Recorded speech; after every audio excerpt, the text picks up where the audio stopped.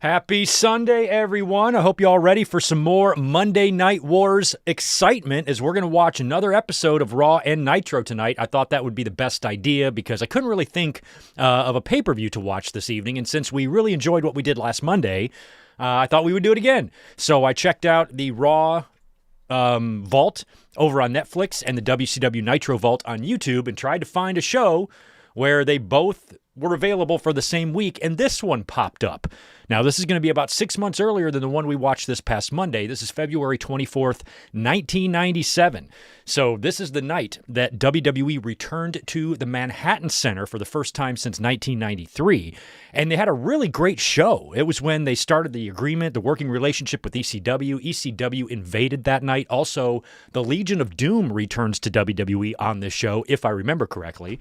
And also, I think the reason they did that is because, if I remember correctly, a lot of the talent was overseas. So Raw is light. There's no Brett. There's no Shawn. I don't think there's an Undertaker, although he might have been there, but I know there's a big chunk of talent kind of missing from this show. So I think that's why the ECW guys were there, and they did the LOD thing, was to kind of, increase the star power on a show that was pretty weak from the roster being gone, if I remember that story correctly. So this should be a fun one.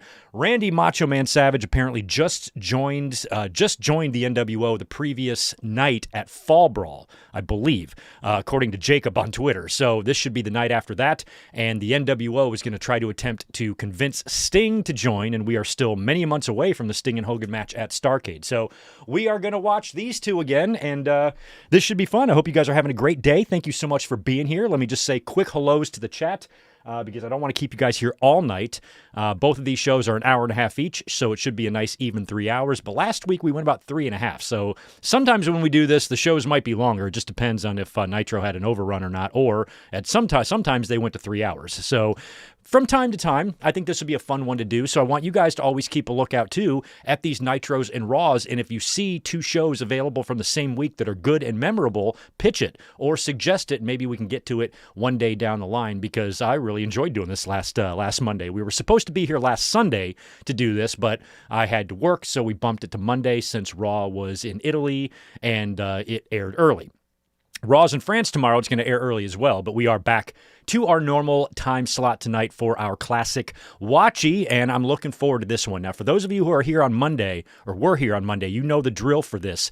This is a little bit different because we have to switch platforms in between shows. So we're going to watch Nitro on YouTube and Raw on Netflix. So in between, we need to switch over to Netflix to pull up Raw. Whenever we do this, we are going to start with whatever show won in the ratings that week. So tonight, we're going to kick things off with WCW Monday Nitro over on YouTube. Now, if you go down to the description of this video, I already have the link to that episode of Nitro down there. So just pull it up, get it queued up, and when we hit play together, the timer will begin to run just like always, and that's how you follow along. Then we will swap,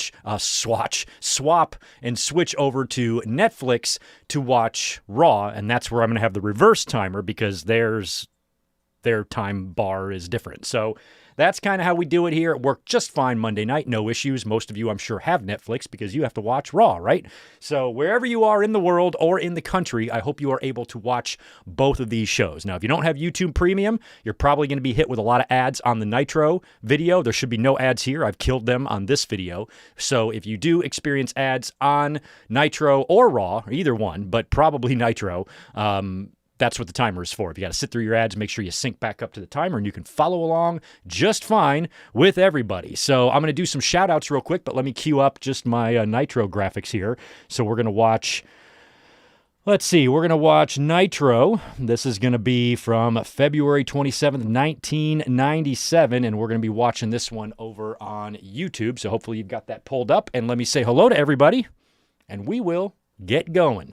Let's see. All the way up the top. Nick Steele. Good to see Nick Steele. Always happy to see Nick Steele in the house. We got Melissa. Ryan Adams is here. Good to see you, bro. Zane G. Big Funds. We got Mike Rouse. We Are Pro Wrestling. Yo, 35. Holy shit. We Are Pro Wrestling is 35 years old. Motherfucker is halfway to 70. That is awesome. Thank you so much for being here, dude. Happy birthday. Spending your birthday with us. That is legendary. Right on. Man, 35. You want to trade? I can't believe I was 35 14 fucking years ago. That is crazy to me. But I am very happy that today is your birthday. We Are Pro Wrestling. You're always great about helping us out with dates and facts and shit like that. So if you stick around and I have some questions, I'm going to be looking to you, birthday boy, to get these things answered. Happy birthday to We Are Pro Wrestling. Jacob, what up, bro? Good to see you. Daniel Barry Sports is in the house. We got Robert, Coco Anarchy, Gilbert, Arbalo, David Brown is here. And we have George chiming in with his token 5. Hey, Greg, how are you doing? How is Tito? How is Elizabeth? Wish we did these when we had the network, right? And every Raw Nitro there, Netflix Raw Vault bad. Yeah, the Raw Vault is not good. I thought the Raw Vault was better than it was until I started looking through it the other day. I'm like, God damn, they don't have a lot of shows. Because I had a couple of other shows in mind that I wanted to do, but I couldn't find both available.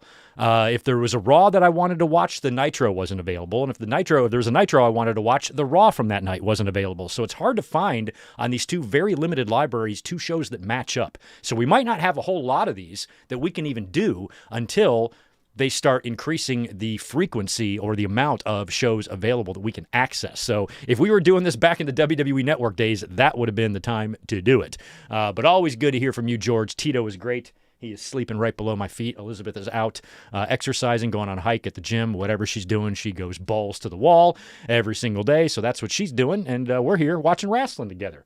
I got a nice frosty brew, and we are about ready to rock. Good to see William Cullen. The Juliet is here. Ricky Zalvadar. Angie Law. Happy to see you as well. Ben Espinoza. GQ Smooth. Nice. Super Brawl, not Fall Brawl. Oh, did I say Fall Brawl? I thought I said Super Brawl earlier. Yeah. I thought I said Did I say Fall Brawl? I would have sworn I said Super Brawl in my head, but I guess I said Fall Brawl. But no, the night before at Super Brawl, I think I was confused, Jacob, because you put Super Bowl in your tweet. And I'm like, Randy Savage joined the NWO at the Super Bowl? That's awesome. You run out in the field? But Super Brawl, not Fall Brawl. So thank you for clarifying. Justin Richardson, good to see you as well. Jake OTC is here. MJ Parker, Alan Carter, and anybody else saying hello. Good to see you. Thank you so much for being here. Let's stop fucking around and get going on these shows because, like I said, depending on what time zone you're in, I don't want to keep you here all night. It's only 5 o'clock in the afternoon for me. The sun is shining. It's 80 fucking degrees. I can do this all night, but some of you can't. So we need to get going here and watch this WCW Nitro from February 24th, 1997. I remember nothing about it. I'm sure I was watching, as I was watching Raw that night, I'm sure I was switching over and flipping channels. I have this Manhattan Center Raw taped from television, still in my collection. So if I pulled up that footage, you can probably see me switching over to Nitro. But I don't really remember or have any clue, really, what happened on Nitro this night. All I know is that image is fucking badass. Look at that shit, man. Savage, Diesel, Razor, and Hogan. Holy crap. Right on. Let's do it. WCW Monday Nitro. I've already got mine pulled up. I did it earlier, so all I got to do is hit play. All right, let me get over here to the timer. Wherever you are. Wait a second. I want to make sure I have the right one. Okay, I got the right one. Okay, this is the one I want, right? Yep, that's the one. Okay. All right, we're going to go 3, 2, 1, play, okay? I'm assuming you guys have it pulled up. I had the link in the description. You got it pulled up. You ready to rock? Ready to hit play? Let's do it. WCW Monday Nitro. All right, here we go. 3, 2, 1, play.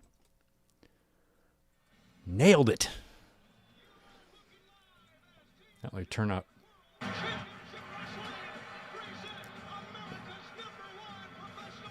They made a big mistake changing that set, that Nitro set, that classic one, that new logo they did in like late 98, 99, whenever it was. Like, I think maybe early 99. That really took their identity away, I think. It never felt like Nitro again. Is that Judy Bagwell right there, that woman? Who's that woman? I think it's Judy Bagwell's sister. Janet Bagwell. Judy and Janet. Gotta watch out for them.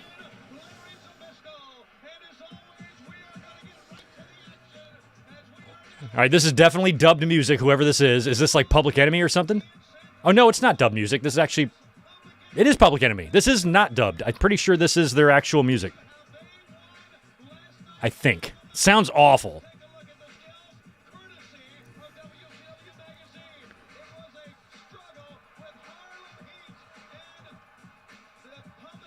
Huh.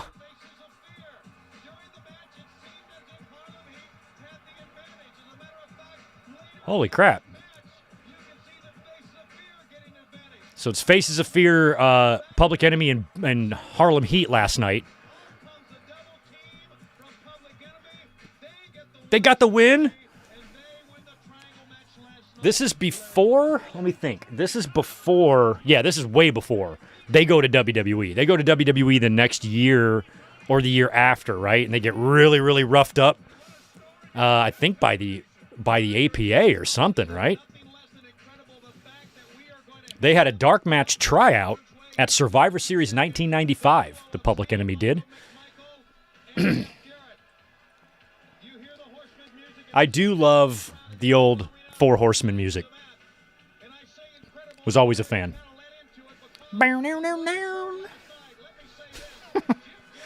It's awesome. It's an awesome theme.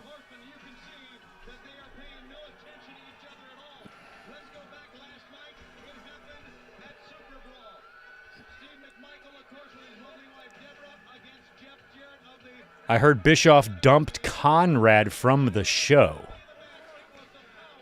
I feel like it's Conrad's show.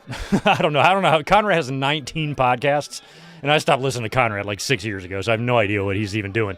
But that's funny. Hope there's no drama. Drama in Conrad and Bischoff land.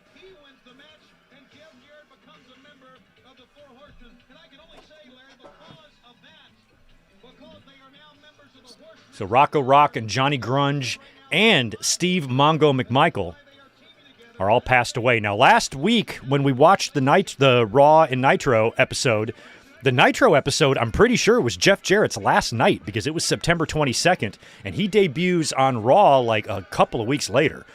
And so he got his ass kicked, and I think that was it for him last week. I didn't catch where the announcers said they were. Where is Nitro tonight? Anybody know? So this is Public Enemy versus Steve McMichael and Double J, Jeff Jarrett, Deborah at ringside. Rocco Rock, I think, is the bald one, and Grunge has got the hair. A couple of handsome guys.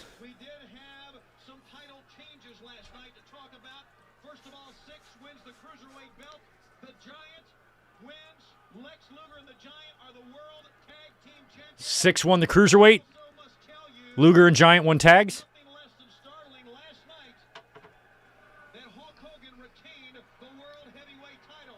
With help from Mach.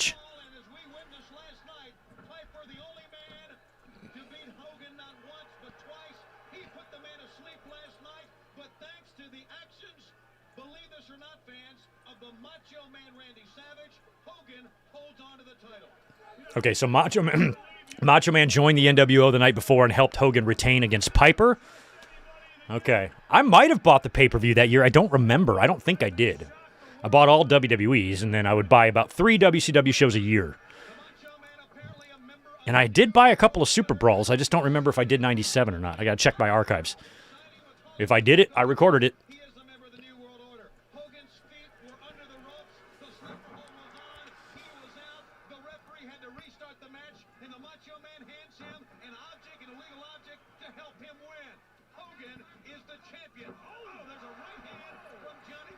So that must have been the rematch. It was the Piper-Hogan rematch from Starrcade because Piper beat him at Starrcade, right? What did they do in January? Oh, no, they did do Sold Out. Was Sold Out in January? Or did Sold Out not start until 98? No, I think they did Sold Out in January. I guess Hogan didn't defend the title there. I don't think we watched Sold Out 97. I don't think we got to that one. I think we did 98.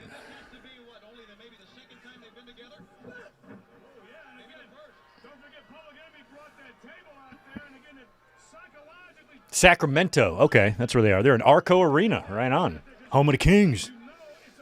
Is Arco still there? Hey, Coco, is Arco still there? I think it is. Probably called something else now.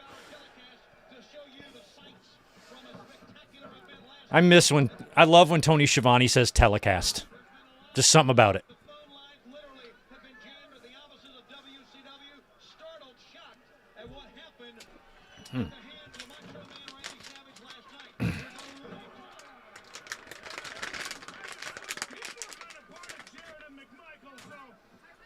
It's my final gummy until I order some more. They get delivered to your door here in California. It's awesome. Oh, good old...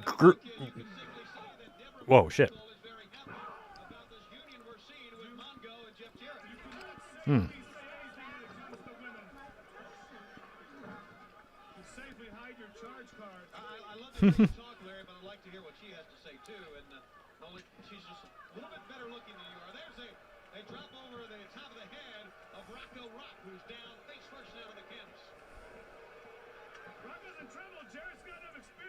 Capitalize on it. Good move. Drag him into your corner. Make it tag. They're trying to Rocco stopped it. Into the midsection goes Jarrett. Sending Rocco back in. A leapfrog. Oh. McMichael explodes into the three-point stance. Run sleeping. Here he goes again. McMichael. Boom. Goes almost like a clip. Got him from behind. And he goes to the attack once again. Steve McMichael, former All-Pro, has the potential to be one of the most dominant men this sport's ever seen. Well, he's a big explosive guy. He's a natural athlete. Again, if anybody knows how to clip your knee, it's Steve McMichael. And for a man that big with that explosiveness, just a hard man to stop. Again, Jared, a little small. He uses more size, but Steve just runs you over. Needless to say, last night's win, the biggest one. I was, oh, look at that. I was about to say, never was a Public Enemy fan. Never liked the tag team. I think they were kind of like the appetizer, the precursor to the Dudleys. Oh, and Steve turns on Jarrett. I forgot what their issue. And Public Enemy picking up another win. Winning at the pay-per-view and here.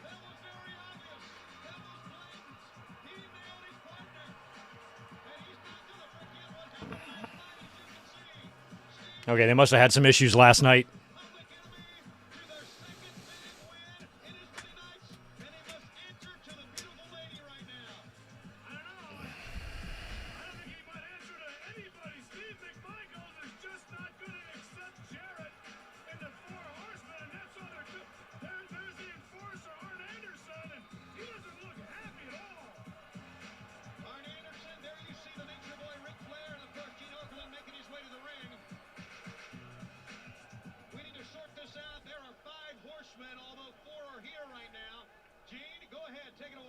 Tony, I don't know what to make of all of this. Steve McMichael, Steve, a little brouhaha, little argument here between you and your... What were you trying to prove by hitting your partner over the head with? Everybody saw what he did to me last night at the Super Brawl. At the Super Brawl. Right. Okay, he got the 1, 2, 3 on me. I've got to welcome him into the Four Horseman family. But let me tell you one thing. You've got brothers, don't you? Yes. Well, what do when they mess with you? You take them out in the backyard and you slap them around a little bit and you get back what they took from you. We did not. That's what I did tonight. You gotta settle down here, McMichael. Yes. Jeff Jarrett. Jeff Jarrett. We got a major problem here. Let me tell you something else, brother. You meant Mongo. One time, brother.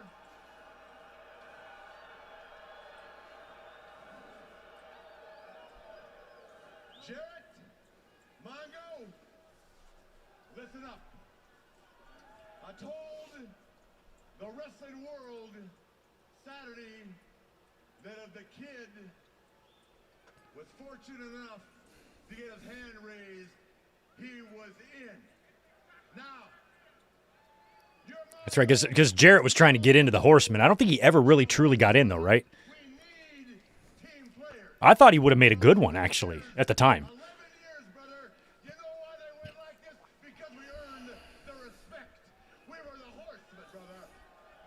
Hey, just a second here. No, Angie, Deborah and Jarrett were married. McMichael and Jarrett were, Deborah were married. She was never with Jarrett, romantically.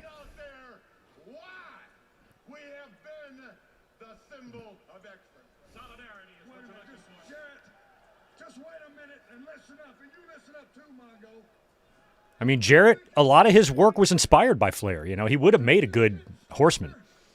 The NWO is getting stronger. Now the Giant and Luger have aligned themselves, and the Horsemen are getting weaker. If you don't get it, and you don't get it, Hey, they just did a cut there. Did you see? members of the Horsemen that are healthy. Look at Arn's beeper. The spot. Mongo, Fucking pagers, man. I never had one. I thought they were so stupid. Oh, I'm getting a page. Excuse me. Is there like a payphone bank? Like a bank of payphones? I can check my pager? Like a payphone bank? I never said that, and I'm Did the real Caesar live here? but nobody else better. Here's my hand. How about that? Come on, could be a man out of it, Jarrett. Put in there, brother. He hit him with the Halliburton. Now you want to shake hands? I stood by you when they didn't want you, brother. Now I'm telling you, shake his hand. Now you earned the right to be a horseman. Now show the world. But he hit me. Okay, so maybe he really is a four horseman. I don't remember. I didn't remember. I thought he like always tried to get in, but didn't quite make the grade. Oh man. All right. Mitch Richmond. Hell yeah. Shout out to Mitch Richmond. Shout out to Stacey King, former Chicago Bull. Won a few rings with them. Passed away. Who's this? Galaxy? I've never even heard of him. I don't remember him. Is Galaxy somebody else just under a mask?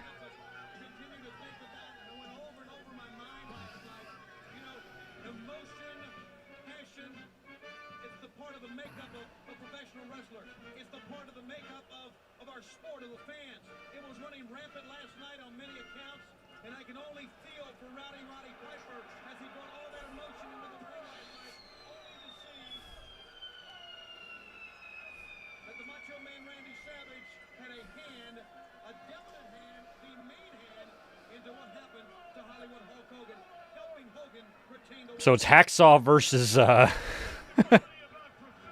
what's his face? Galaxy, all right.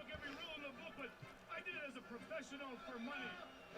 Something's different. The New World Order has brought a low life, common denominator that involved that even took the soul of Macho Man Savage. And again, if a guy like Macho Man can be bought, you can't trust anybody.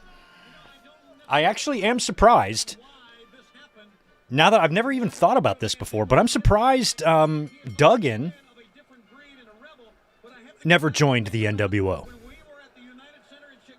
Feels like he'd fit right in with Hennig and Virgil and everybody else there.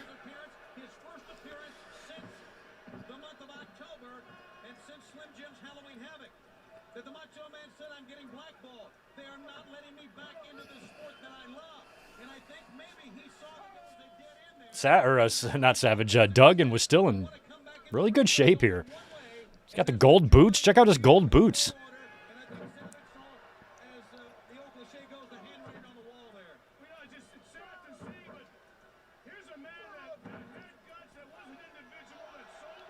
I remember he came real close to winning the IC title from Shawn Michaels in '93. That's the closest he came to winning a belt.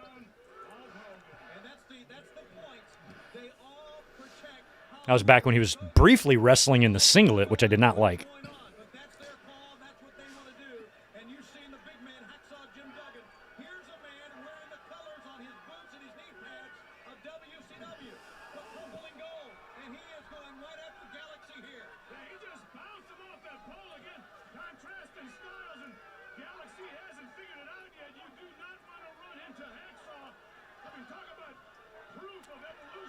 Oh.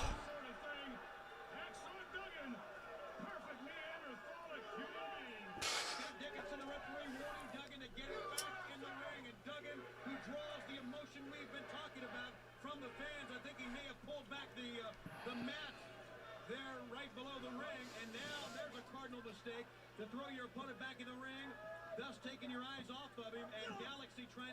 But look, Duggan is just absorbing these blows here. Duggan makes one mistake after another, but he's so big and thick he can get away with it, and Galaxy has approached it entirely wrong. I mean, take the man down, get behind him, but don't play fisticuffs with Hacksaw, because you will not outpunch this man. And I think we are seeing a little bit tougher demeanor, aggressive demeanor from Hacksaw Jim Duggan, and I may venture to guess that is because of what happened last night. It shocked everyone, but there is no denying, and fans, when you see the encore... I'm trying to rack my brain and try to remember who the hell Galaxy is. Oh, he's Damien. Okay. I was thinking maybe he was an American wrestler that's just using this gimmick temporarily and then unmasked. I have no recollection of him, but I know who Damien is. All right. Thanks. It's mind-boggling how they continue to hold on to titles. I can't believe it, and I saw it. A reversal into the corner, up on top is Galaxy. Try to moonsault. Yeah, Victor, we caught that cut earlier. I'm curious what they cut. I do have the entire season of Nitro 97 recorded off TV. You can trust. Duggan comes up with the tape. Foreign object. Damn, he's got a lot of tape. That's not a foreign object. That's definitely American tape. He probably got that at his local Target in Sacramento. It's a domestic object, and he beats Galaxy with a domestic object. And he throws his tape out. Well, I love that we just get a random Hacksaw Jim Duggan squash on 1997 Nitro. As a man, you gotta go with the science. You will not out-physical, this man. Like, I even hated his music here. Like, WCW's Hacksaw music and even their Macho Man music, it just lacked depth to it. And I'm sure Jimmy Hart had a lot to do with it. Probably helped create these, but there's like the sounds aren't rounded out. There needs to be more background stuff, more drums, more energy. You know, this is just such a weak sounding song. And Savage's Pomp and Circumstance WCW version also sucked. Where WWE's had the bells and the cymbals, and it just sounded like there was more going on, you know? And this is just very empty, basic, like bare bones themes. Whoa, Hacksaw Jim Duggan. You've had an opportunity to look at things here at WCW at arm's length. Last night in San Francisco, the Macho Man Randy Savage shocked the socks off me. I can't believe what's going on. Shocked the socks off the wrestling world. You shocked the socks off Hacksaw Jim Duggan. First it was Terry, and the whole world was excited. Hulk Hogan. Right, now Macho Man. What's wrong with you people? Have you forgot all the time at the Make-A-Wish Foundation? Have you forgot the Special Olympics? Have you forgot your friends out here tonight? I don't understand, Gene. The two of them, they got all the money in the world. My best friend is in town from North Carolina, so I'm setting up a time There's something wrong. to go hang. Looks like Thursday pool party is going to be what we're doing. I'm working that out with her right now. Hacksaw Jim Duggan, I'll stand and fight. I will not quit. I will not stop. I will not waver. Hogan, you know I can beat your aim. Beat your A. Ooh. They almost said ass. I was almost offended. Called the FBI. And don't send none of your jabronis after me in the back. Because I didn't do Big Bubba. You can tell me, Gene, I didn't do Big Bubba.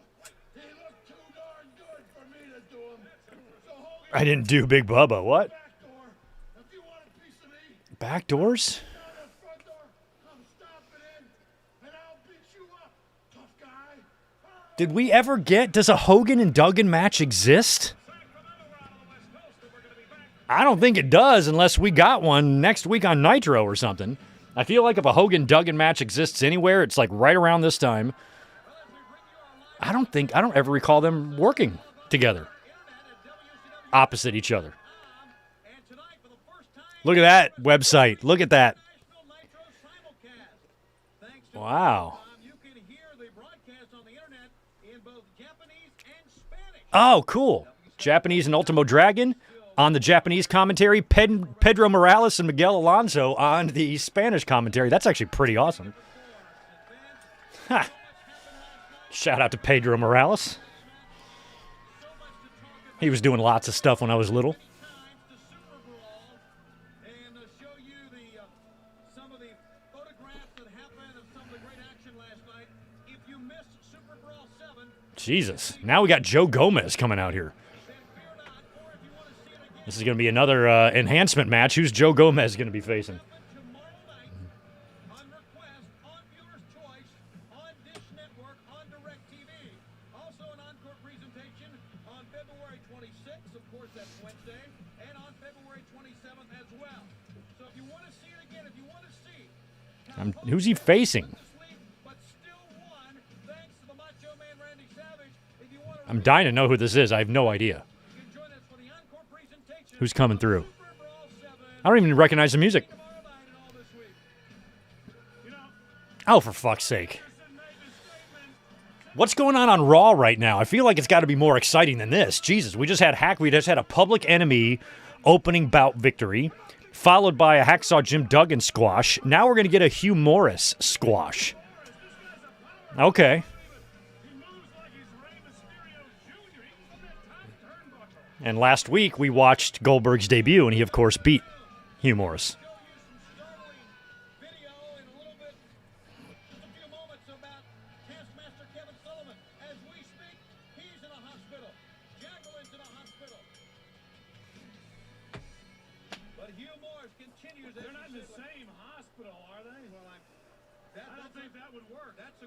I think normally it wouldn't work, but knowing the condition of these three individuals as it happened last night, they probably are. Hugh Morris and Joe Gomez still to come, ladies and gentlemen. Dean Malenko against the Ultimo Dragon, a big rematch between these two great cruiserweights. Diamond Dallas in action against Squire David Taylor. Lex Luger in the Giant, we do understand, scheduled to wrestle in a World Tag Team title match against Harlem Heat. Okay. I want to check. It looks like there's definitely an upper level to Arco here that looks like it's tarped off. I want to see if there's any attendance information on this. I don't see any.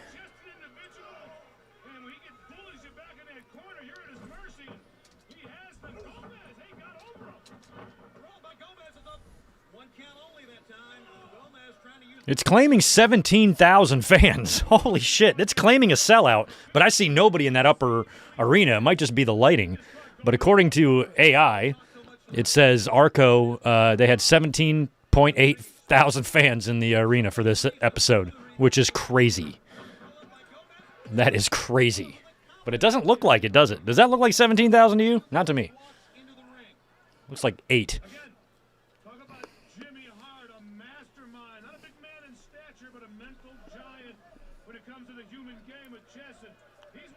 There's Zbyszko with his human game of chess. He loves that. The game of human chess. He would always say it and do that with his hands. I hated it. Zbyszko says game of human chess as often as Rhea Ripley does this with her arm during her entrance. I'm like, okay, we get it. Your arm is itchy.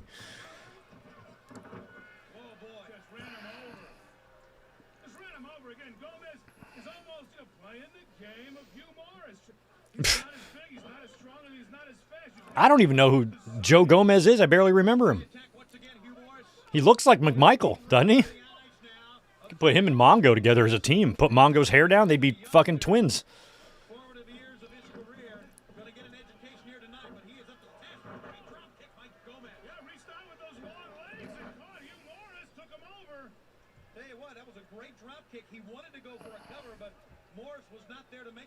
So he brought him right back down to the mat once again.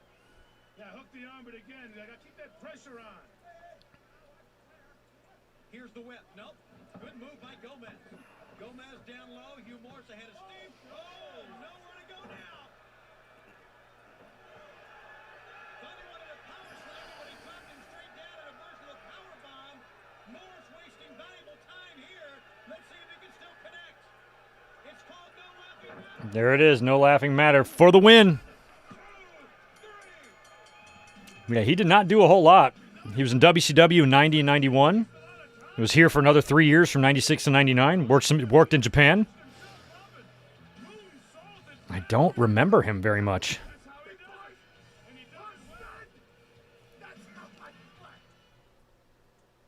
The following announcement has been paid for by the New World Order. Oh, good. They paid for it, too. Look at the 1, 2, 3 Kid and $1 Million Man back together. Because Kid joined the $1 Million Corporation, right? Right before he left. I think he joined the $1 Million Corporation in November, and by November 95, and 6 months later he was gone from the company. Kind of like Tatanka. Same thing happened to Tatanka. Joined the $1 Million Corporation, gone in a year. Now what is this? So this is going to be La Parka, Jacqueline, I sent you a message, but you don't get it, do you? Chubby Long. Brown, what you done was way too much. He looks like he got a cone head. Doesn't he look like a cone head? Sullivan. But did you think before you done that, would Kevin Sullivan have done the same for you? Well, let me tell you something. I know you're laying right now in a lot of pain, but that's not bothering you. But you're too addicted. Promo's terrible, Teddy Long. You're making a big mistake, and you better get out before it's too late. Okay, thanks for that. Teddy Long talking about Jacqueline or something. I have no idea. Now we've got Ice Train, who I'd love, in there with La Parka. Teddy Long's interest here. There's a big power slam of the big guy on La Parka. Teddy Long, as he said, God, he's so huge. played this past Saturday on Saturday night. Direct Did Ice Train pass away? Why do I think he did? very, very well. Yeah, he does. They go back, but Long better be careful criticizing, the loyalties to Sullivan, because Sullivan will have no qualms at all over taking it out on Teddy Long. He did. He died 2 years ago. This mid Ice Train here, and probably one of the best pros. And La Parka. I'm not. Wait, is this La Parka passed away or the other one? Big man, biggest arm One of the 9 La Parkas is also passed away, and Ice Train has passed away. can move. He gets up. I remember one time I read the entire history on La Parka and forgot it. There's the power of the big guy just kicking out. Ice Teddy Long, look how big Teddy Long is. He got that big belly. He's like skinny Teddy Long now. He came into this sport, then he took a sabbatical. He came back after training in the power plant, really increased his repertoire, and then took Teddy Long as his Boom. manager, his leader, and since that time, the man has been on a roll. When would Teddy Long appear into? When would Teddy Long go to WWE? Was it 98? Because he came in as a referee, I think, right? I want to say 98 or 99 is when Teddy got there, but I can't remember. He's got a future, and again with Teddy Long's got the political connections, but if Long keeps making those comments directed to antagonize the Dungeon of Doom, Ice Train might find himself with a bigger battle on his hands than La Parka. Jawbreaker by La Parka. Speaking of big battles, you're not going to find a bigger battle than Inflation, that NWO jacket would be almost $190 today. Yeah, probably. sleep. He has defeated, he has beat Hulk Hogan not once but twice. Think about this. One thing that never got adjusted for inflation was the price of pay-per-views. I was paying $40 in these days back in the 90s, and that's how much they pretty much were all the way through the end of the pay-per-view era. I pay $40 for the AEW ones. Oh, And Hogan regains the title. Look at that move, would you? Talking about a do-or-die maneuver, La Parka just came flying. like maybe when HD started, the pay-per-views went up to 50 or something, I think, but He's getting up slow for the big man. I'm surprised they didn't double in price. Something that you can do when a man's head gets cracked on the concrete like that. Instead of Teddy Long antagonizing the Dungeon of Doom, he himself should get more aggressive and get his men more aggressive. Get the sportsmanship. Ooh, 2% juice. Agree with that. I don't necessarily agree with forget the my goodness. I don't agree with forget the sportsmanship, but worry about your own backyard before moving into someone else's. Here's a stump slam. I tell you, Ah, sick. Because I'm watching on YouTube right now. I have my recommended videos. YBS Youngbloods uploaded a new video. you'll send La Parka. An Australian guy just spear fishes in the crystal clear water of Australia. It's an awesome channel. YBS Youngbloods. Check them out. Homies living the dream. Train wreck is what he calls it. And he executed it And another squash. here on Nitro. He went over the top turnbuckle. Look at this music. Leaped for over 300-some Rest in peace, Ice Train. I was always a big fan. He did that brief team with Scott Norton. They were Fire and Ice, right? California. And what's going on? West side is the best side. Teddy, you chubby boy. We are definitely fine now. You look like a little crackhead now. Back then, though, look at him. Stills and Ice Train, and you can see it in the Had a big face. come tonight as we are live from Sacramento, California. Luger and Giant together against Harlem Heat for the World Tag Team titles and much I love Teddy Long. on Nitro. He had no idea back in these days what a what a career he would make for himself in WWE as a referee and a manager and a general manager. Making tag team matches with The Undertaker all fucking day. Oh, look at this team. Holy shit, it's Chris Jericho and Eddie Guerrero coming out to the ring together. Eddie Guerrero, babyface Eddie, looks like he's United States champion here.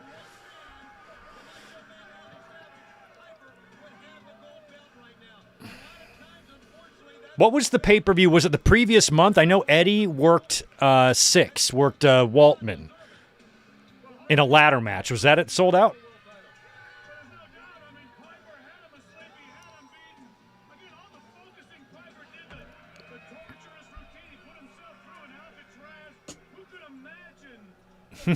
Nice, Coco. Brody's a trip. He's great. I watch theirs. It's just relaxing stuff. It's inspiring, you know? Go out there and do something fun with your life, you know? Live the dream. Well, this is going to be interesting. Holy shit, Nitro's business just picked up. We've got Ming and Barbarian taking on Jericho and Eddie Guerrero. What happened here? Oh, they wrestled last night. Oh. So Jericho and Eddie wrestled last night at Super Brawl, probably for the title. And now they're partners.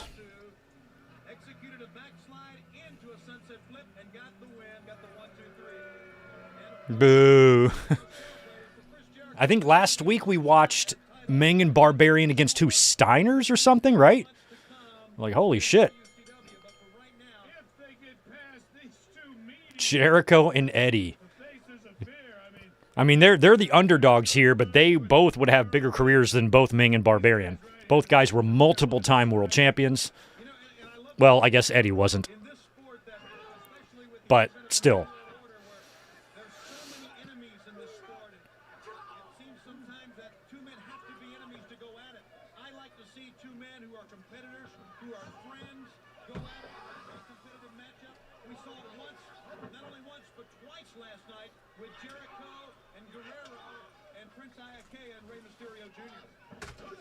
I bought a bag of these chewy sprees. Have you ever had a chewy spree? Crack. Absolute crack. I got no business eating candy. I'm 50 years old.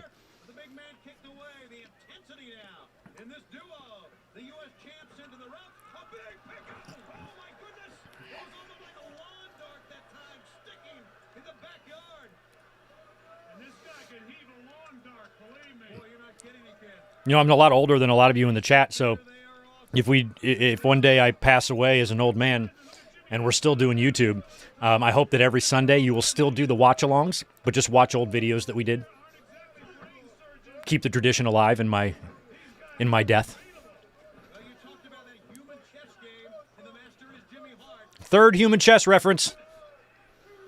And we are, 34 minutes in. I wonder how many what-a maneuvers we've gotten from Vince. God damn.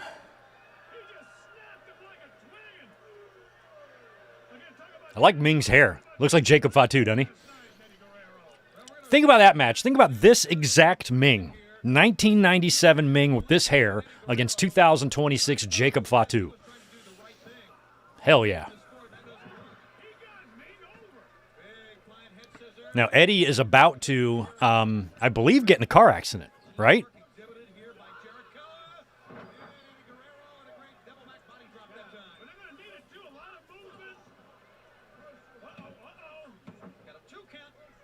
At least I think. When did the accident happen? Because I know by the time we get to Halloween Havoc in a few months, Eddie is ripped. And so I don't know if he got himself in shape or if it was because of the car accident, then he was off and he came back. Because I remember when he was gone, he came back ripped. And I think it's got to be this.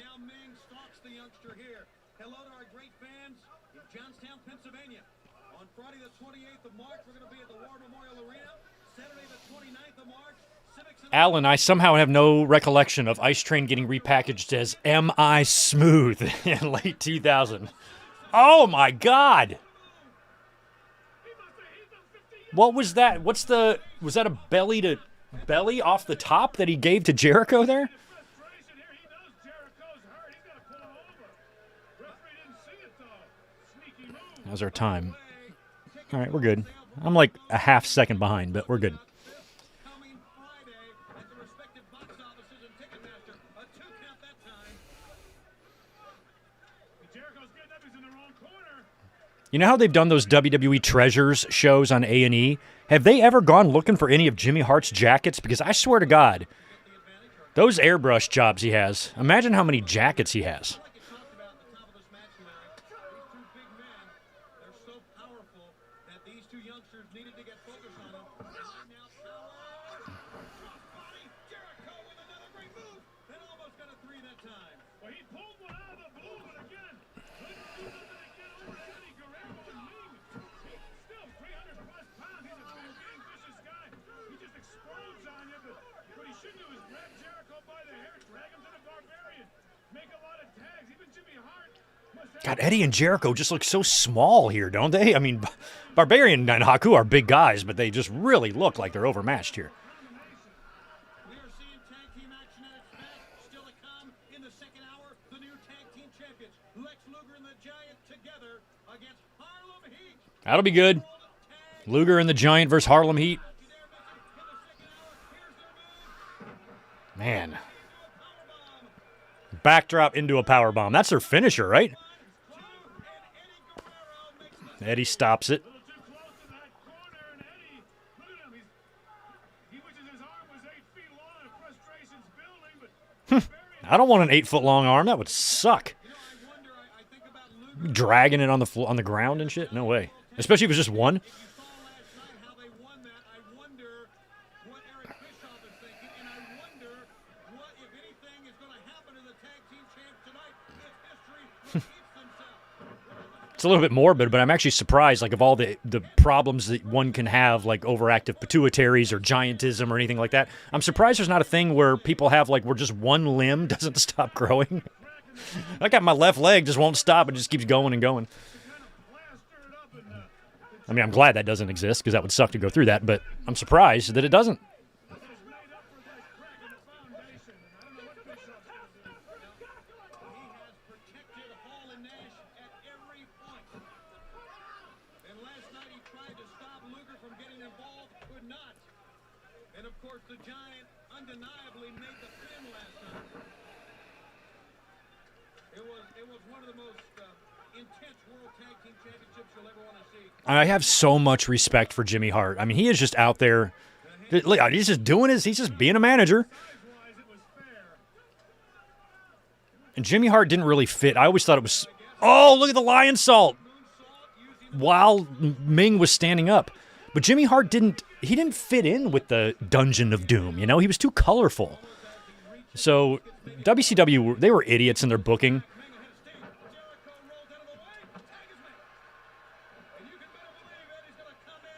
Like when Jimmy turned on Hogan, and none of that made any sense. He's got the heart, but he doesn't have the size. He's got to get something in here. Look at, can't take the big man off his feet. Nice drop kick by Eddie. Beautiful drop kick.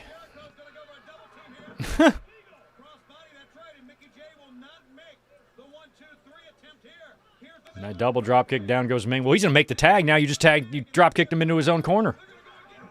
down goes Jericho. Eddie Guerrero on top. Caught him in midair. It's calling where he's pointer once again. This is great teamwork. They got some momentum going. Eddie Guerrero wants to keep it going. They can't stop now. They can't let the faces of fear regroup. Jimmy Hart's not looking comfortable. Ming hit hard on the outside. I would love it if Jericho and Eddie won this. And now, Jericho hitting the ropes. And Ming, pulled the rope, and Jericho took a nasty spin. Oh, there's Malenko. Oh, you bastard.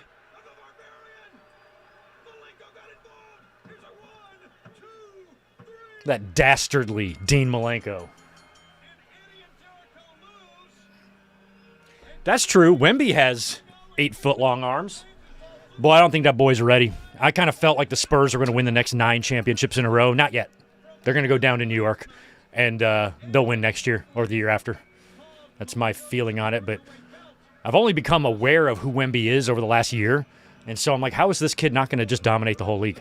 How is he not? But that potential go-ahead or game-tying shot that he had the other night, why is he doing that? Why not just a pick and roll into the fucking paint? Like, what the fuck?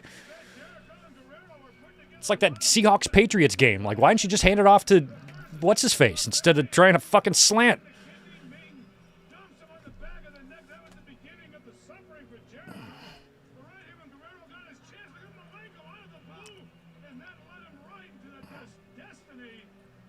I hated the Faces of Fear's theme song, too. It was a big victory, too, and it's a moment that Eddie Guerrero will not forget. I assure you. Hour number 2 begins. Don't forget World Tag Team title still to come. Luger Giant against Halloween. All right, Luger and Giant. Did he say up next?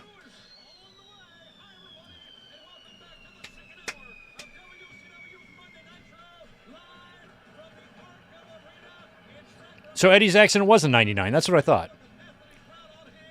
But he got himself in shape here in 97. Because by the time we get to Halloween Havoc, he looks like a completely different person. And he's a heel. Bobby and Mike Tenay, so much better than Larry Zbyszko. And check out Tony Schiavone's WCW sweatshirt. I want one. I would wear that.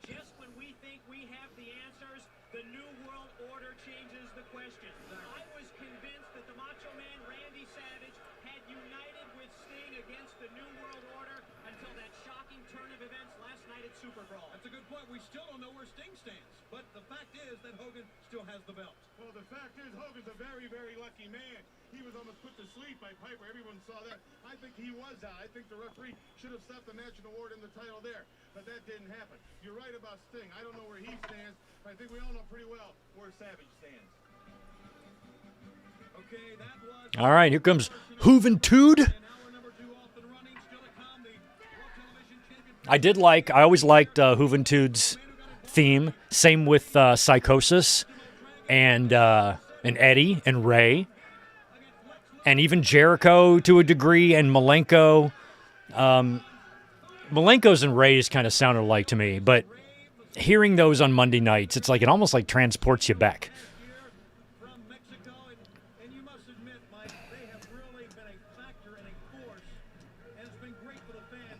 I want to know where those big WCW letters are. Holy shit, this is going to be Juventud against Rey Mysterio. Well, shit picked up. We had those 3 awful matches to start, but now we've had Jericho, Eddie, Ray, and Juvi all out.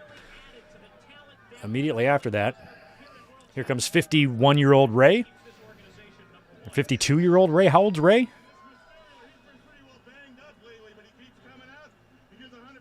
I was 19 years old the night this aired. I was still like 6 months away from turning 20. That's how young I was. God, I was sexy. Y'all wouldn't have believed it. Really picked it up with a great mat technique, great mat game, and he's going to need both the high-risk moves and the mat game against Juventud Guerrera. I think many people were shocked, and this is certainly not a slight... Shout out to one of my favorite all-time referees. This has got to be, I swear to Jesus, this has got to be the first match in history that Brian Hildebrand, a.k.a. Mark Curtis, ever refereed where he is bigger than both of the guys in the ring. Well, Juvi might have him by a couple pounds here, but Curtis looks bigger than both, doesn't he? And he used to wrestle. He thinks he can't defeat Rey Mysterio Jr. No question about that. Well, he's mad because Mysterio cost him the title. He came up that aisle and stuck his nose where it didn't belong. You know what I think a great program would have been? Is Mark Curtis versus Bill Alfonso. I think Brian Hildebrand would have whipped his ass. Brian Hildebrand is the walking definition of stud. Nice.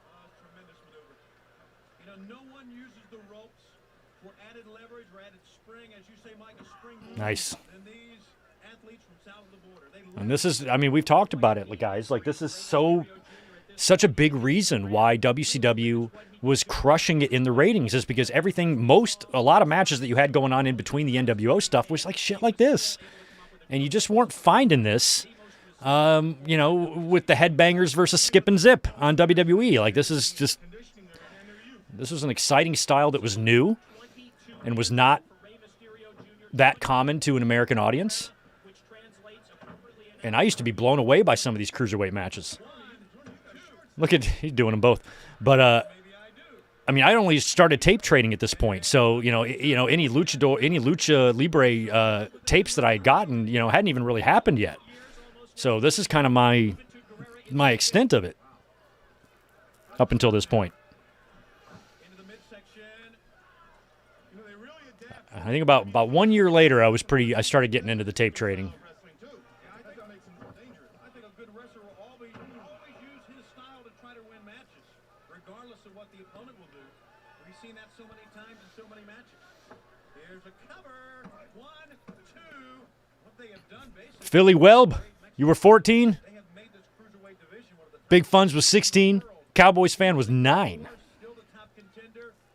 6 is the cruiserweight champion, but Dean Malenko's not thinking about 6 right now. That's apparent. He's thinking about Eddie Guerrero. Up on top. I mean, I'd been on my own at this point for a couple of years. No, 1 year, I guess. That would have been so important last week. I moved out on my own in December of 95. Great moonsault. 1, 2 on the moonsault, and Mysterio almost got caught. It's very dangerous doing those high-risk moves wearing a mask.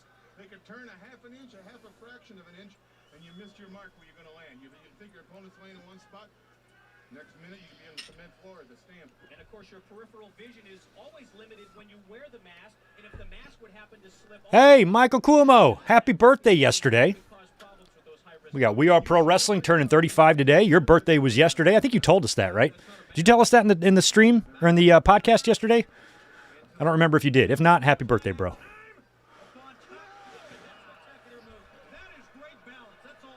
Which means what are you, 39 now?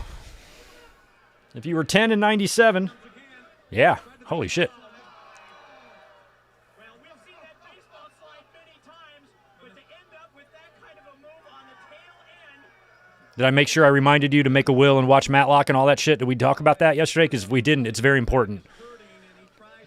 We Are Pro Wrestling. You're getting there. You're not quite old yet, but you are close, my friend. I agree with that. He's hurt. It's the first time I've seen a baseball slide executed like that. They do so many things, you can watch them. You can watch 100 of their matches. They do 100 different things every different time. I love that move. It's one of my favorites. That top rope Mysterio gets out.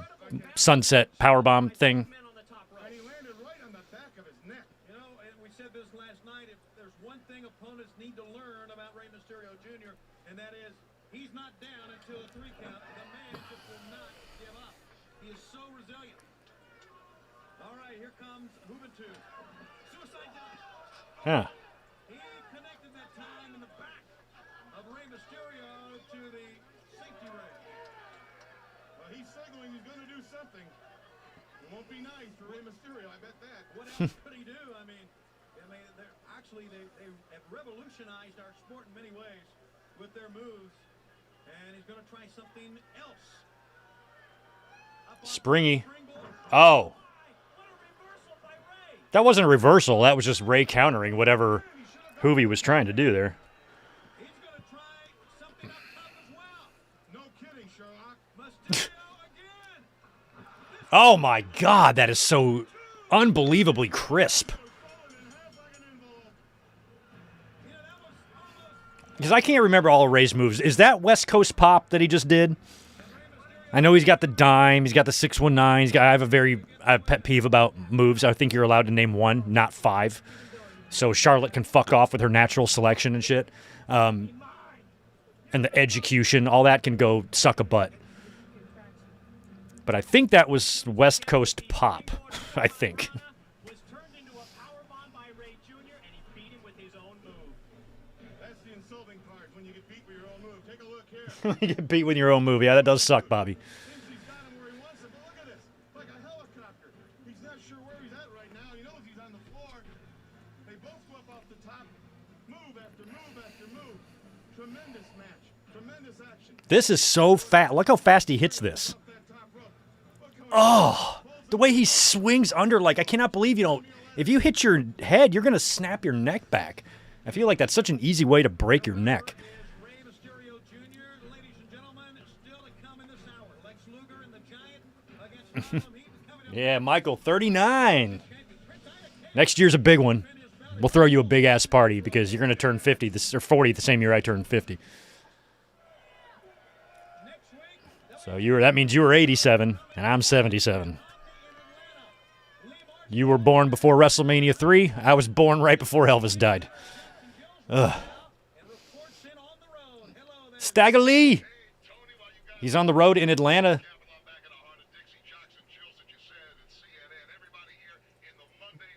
I love the picture. Oh, shit. I love the picture of him.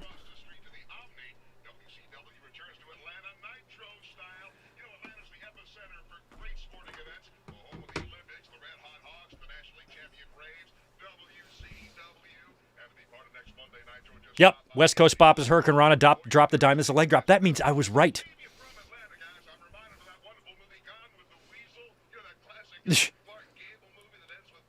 Man, that Stagger Lee always got to troll Bobby Heenan, baby. And that's cool with me. I troll him, too.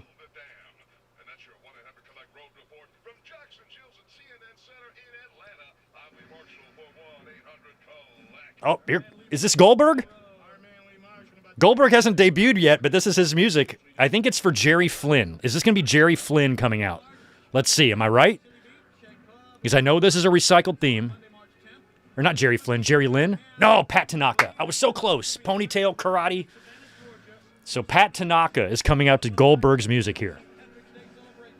Not Jerry Lynn, Jerry Flynn. I was right about Jerry Flynn. Jerry Flynn is who I was thinking of, but it's Pat Tanaka. One half of the former Orient Express in WWE. And this is who I used to think was the great Kabuki. I thought they were the same guy. They're not.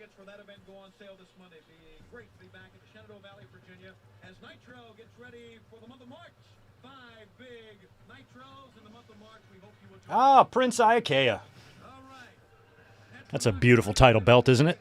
Right above my head.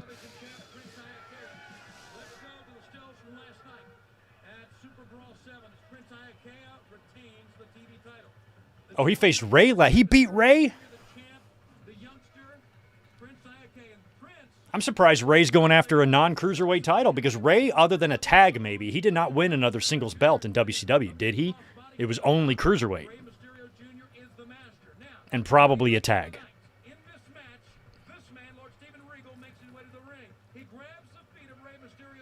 Why would you do that, Regal?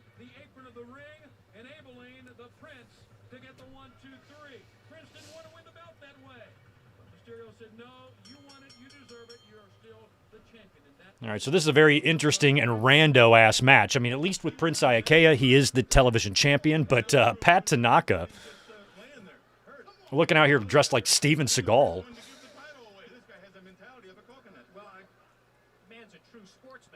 Yeah, Philly, and I don't think, and I'm pretty sure that it's not even the only time. I think it was recycled more than once. So I think Pat Tanaka, and I swear they used it one other time for someone before it landed on Goldberg. It's kind of like Kurt Angle's theme, that belonged to the Patriot. And when I went to house shows back in those days, Mark Henry was using it too.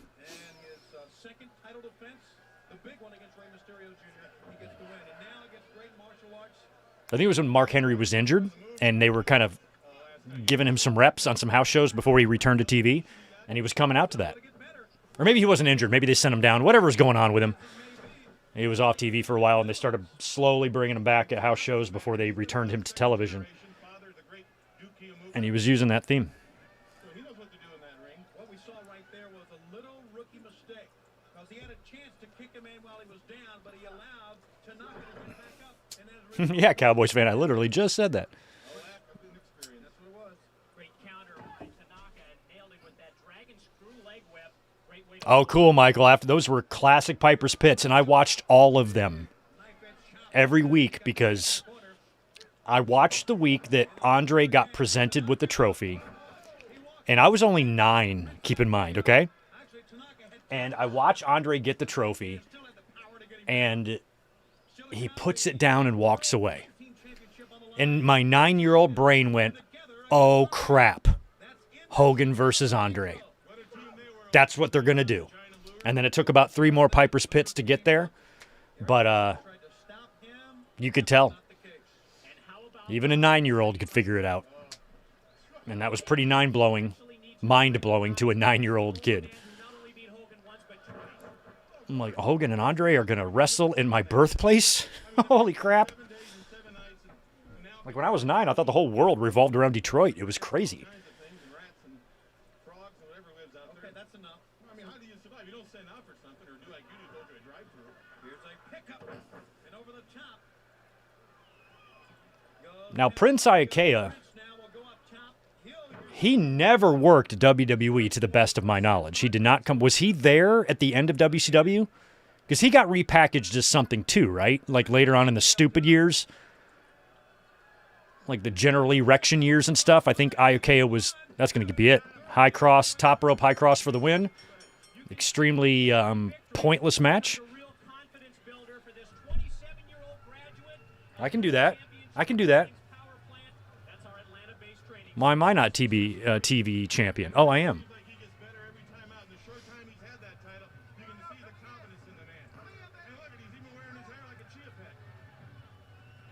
He kind of looks like Rocky Maivia here, doesn't he? Little young Rocky. This is the same month that Rocky won the IC title from Triple H on Raw Thursday. So this would have been a couple of weeks probably after Final Four. Shawn has already lost his smile. And Sid should be champion in WWE. I think. Yeah, definitely. All right, Ultimo Dragon. I know this music. Yep, there he is.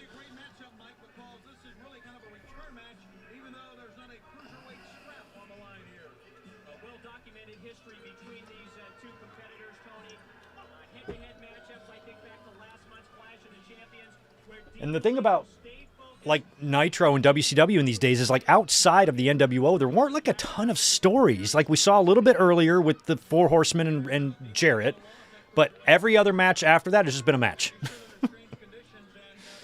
It's been a match between a couple of guys. That's it. And so this is going to be Ultimo Dragon versus somebody. So chances are this could be a solid match.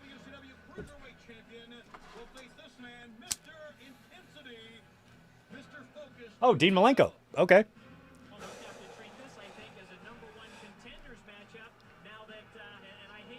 Dean Malenko versus Ultimo Dragon.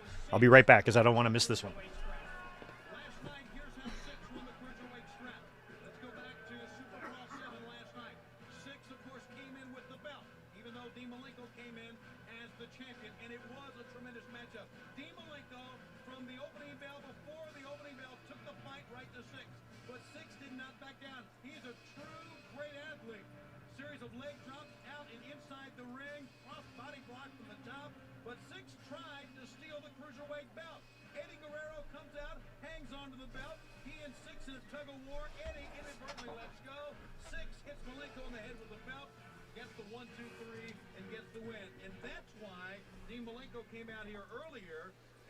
Ding, ding, ding. Oh, thank you, Michael. Yeah, Slaughter. You're right about Slaughter. I forgot about Slaughter. So Slaughter and Patriot used it on television, and Mark Henry was using it at house shows. So it was technically used for 4 guys in WWE. That's wild. That's a great theme. I'm not a very patriotic person for obvious reasons, but I do like that theme. Brings out the red, white, and blue in me.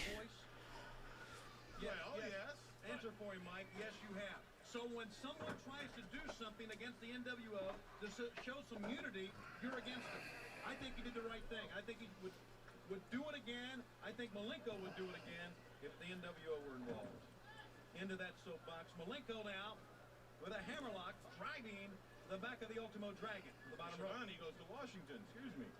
I think it's a misunderstanding on the part of Dean Malenko and Eddie Guerrero. It was just an attempt by Guerrero to stop Six's illegal tactics and using that belt last night. You know, Eddie realizes what happens. He had his belt stolen. There was an attempt of a steal of a belt not too long ago as well. Mind your own business. Children a lot better off in life. Holy shit. Nice.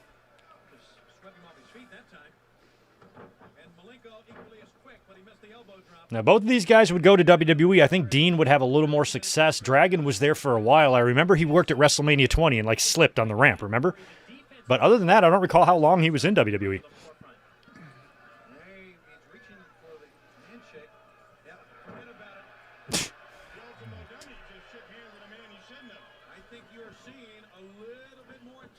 Go watch old WWE wrestling from the early and mid-'80s. You're going to catch Dean Malenko refereeing some of those matches. I talked to the Malenkos back in the 90s when I was toying with the idea of going to wrestling school, because I was really thinking that maybe I should give a go at that. And so I started. It was harder to research shit back then because there was no, like, internet and stuff. So I heard good things about Malenko's school. It was in Florida. I would have had to move. And I sent a letter, got a letter back with the info, how much it was going to cost, when I can start. And then I had to sit on it and decide if I wanted to do it or not. And I ultimately chose no. I don't think I was quite old enough or mentally mature enough to commit to something to that degree.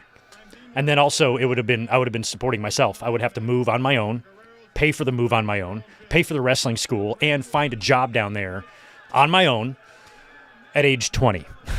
So it was going to be a little difficult. You could tell that he was stunned.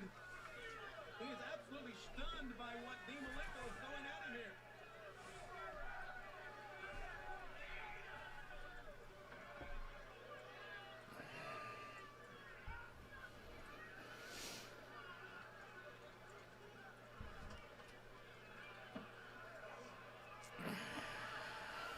Tomorrow night, on request, viewer's choice, Dish Network or DirecTV, the encore presentation is a 2 and almost got a 3 count.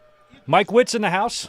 What's up, bro? Appreciate that 10 drop. Hey, Greg and chat, at work tonight. Oh, that sucks. So not going to be able to join you all for the stream. Any early ideas for next week's watch along? Imagine if Greg Gagne was in the NWO. Oh my God, what would he even do there? He'd be the guy that, like, had to wash all their laundry and stuff. Would have been awesome. Yeah, Greg, the laundry washer Gagne, or towel boy. He'd be towel boy. That's what he'd be. I know the hatred he had for Hogan and everything. I don't understand it. I'm totally amazed.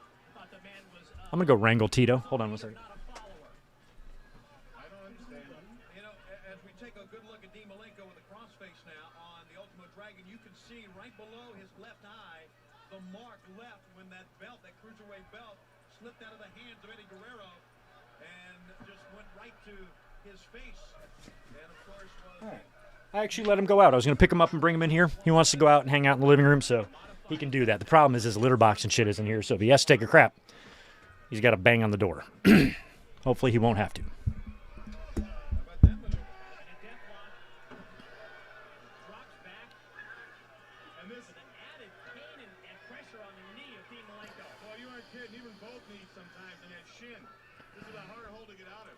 look at this leverage. Using the bridge maneuver now as Mark Curtis. I love that move. And Dean Malenko will not give up. Also has the chin locked on the other side. What is this called? He will not quit. It's like an STF He will not Riddick Bowe himself. Stomping down. camel clutch. I don't know how you even describe that shit. Or chin lock, maybe. Like a reverse, upside down, inverted, modified STF chin lock thing. That should be the name of the move. 7 words. He'll be the first to his feet if he can get there to mount an offense. What's going to happen here? Blocked by Malenko. It is a block. He just squatted low that time, using that back and those muscles to elevate the Ultimo Dragon and send him on the other side. Malenko's taking a heck of a beating here, though. He's taking a lot of kicks to the back, the ribs, the chest. He's been hurt, but he's in such great shape and he's in command. Nice. Malenko covers 1, 2, and the Ultimate Dragon is back up again in 2. How many titles does the Ultimate Dragon have right now? Well, he no longer holds those 8 unified J Crown championships. But he had at one time 9. All right, so the belt collector thing sounds like it's over for Ultimo, too. He dropped all those belts. Tried an abdominal stretch, but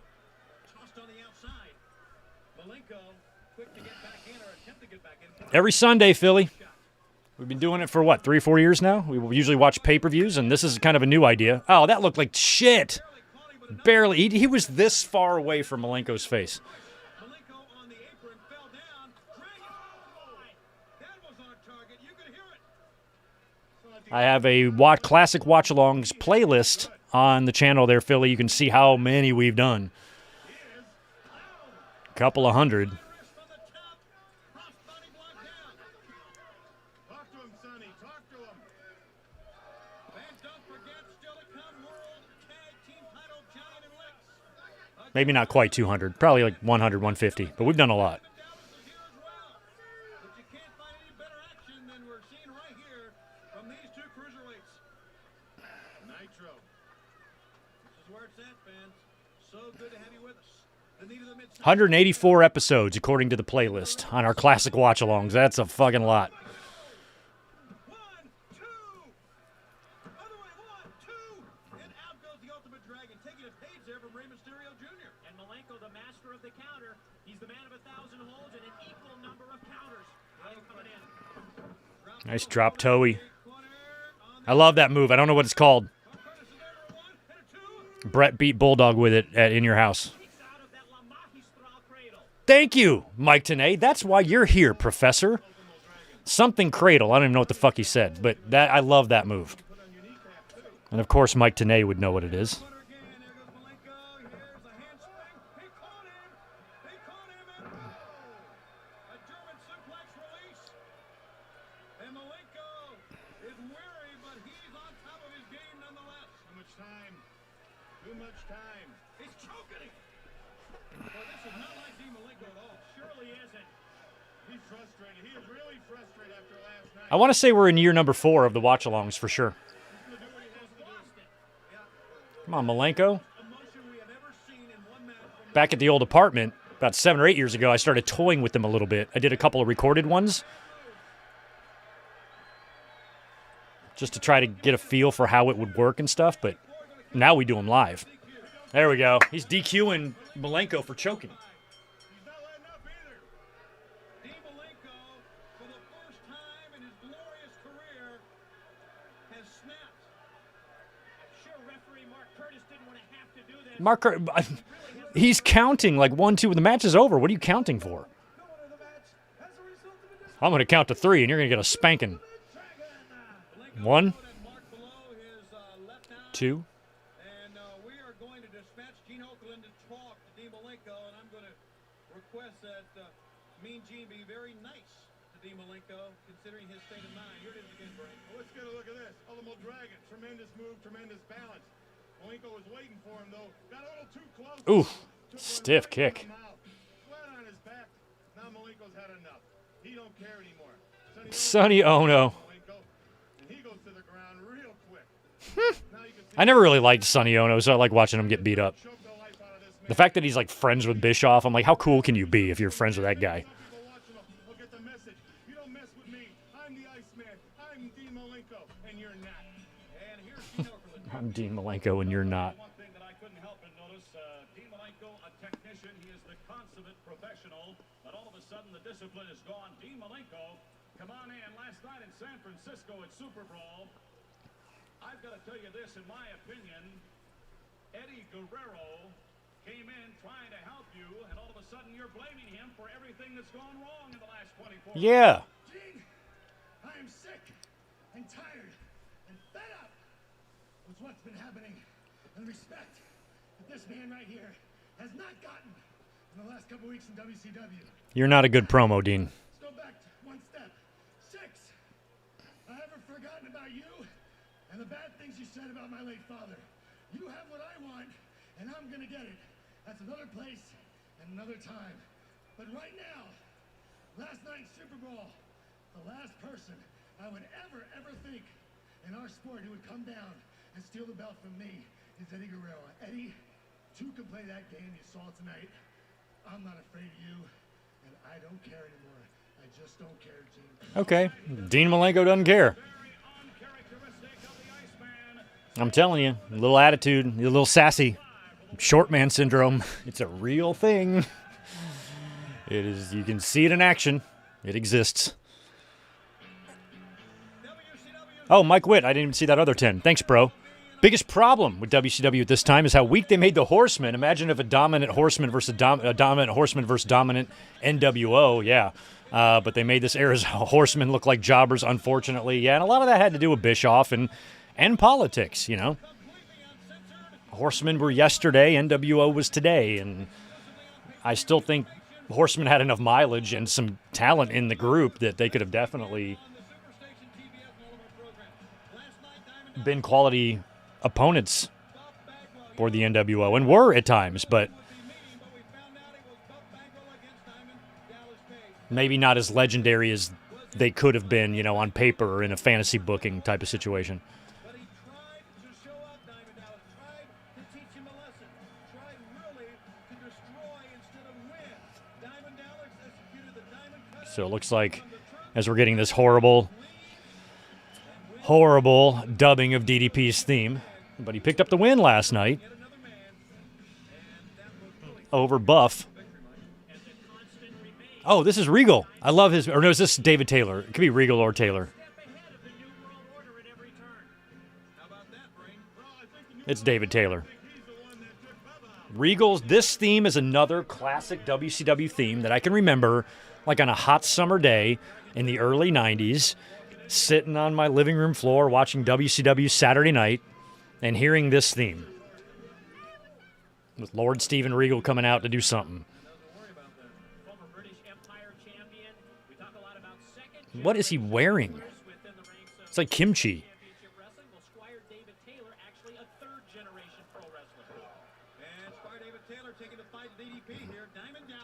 What did I just recently learn about David Taylor? He either dated someone famous or has some sort of connection to someone famous. Oh, I think it was Princess Diana. Unless it was a storyline thing. But he might have, I don't know, he might have put it to her before she met what's-his-nuts. I don't remember. I think it was something to do with her. And here comes the NWO.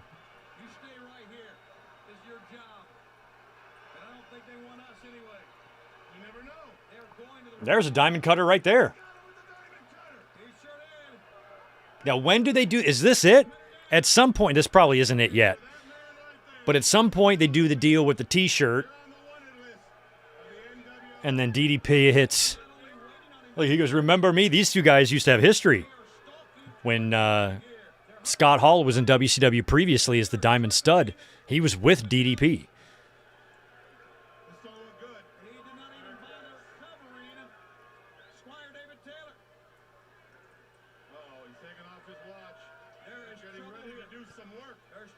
Because at one point they do the deal where it's the biggest thing DDP ever did, really launched him into his run, is that he pretended to join the NWO and then diamond cuttered Hall. And he was the only guy to not join. Oh, look at Macho. Here comes Macho, the newest member.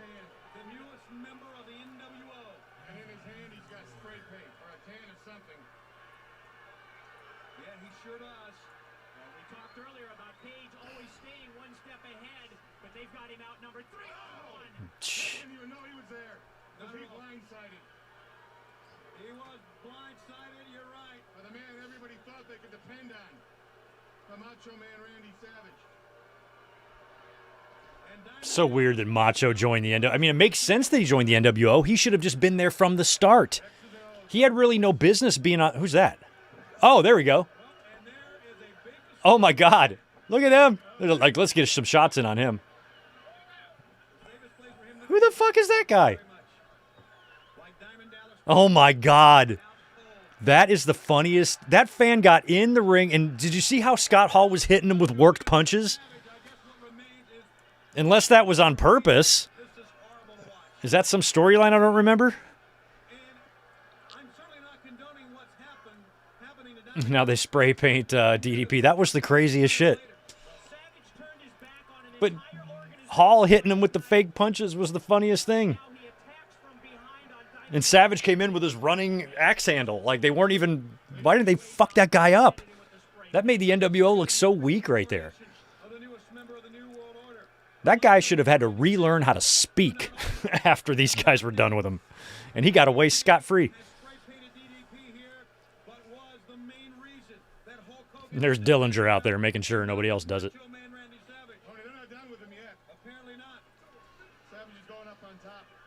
All right, Savage is going to drop an elbow. But what I was saying is Savage should have been in the NWO from the start. I mean, he's a WWF guy, just like Razor, Diesel, and Hogan are. So that should have been, the NWO should have been a foursome.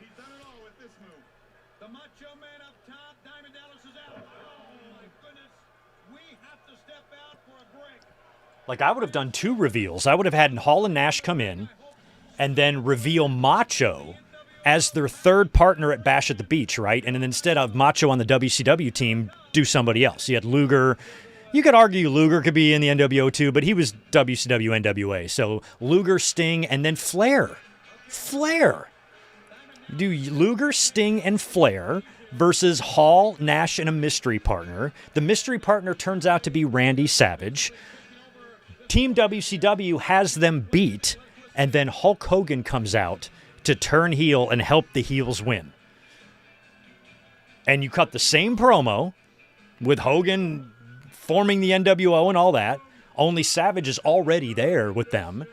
It would work brilliantly. And they would have been that much stronger. But maybe that's too much main event power, you know, power struggles between Hogan and Savage. It worked better with Hogan as the clear leader. But a big Sacktown welcome for the newest member of the New World Order, Randy Savage. there he is, baby.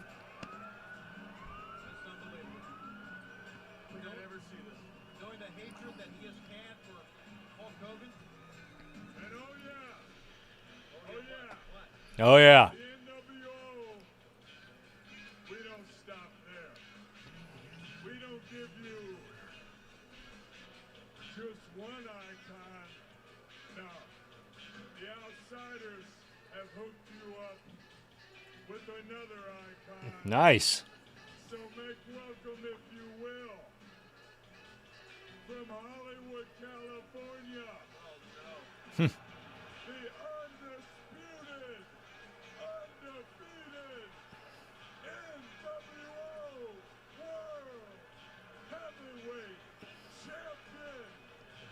Champion. What was the? It might have been this one, or I guess it was Starrcade. Was it the Starrcade match with Piper? I think it was, where Hogan just came out and pretended it didn't happen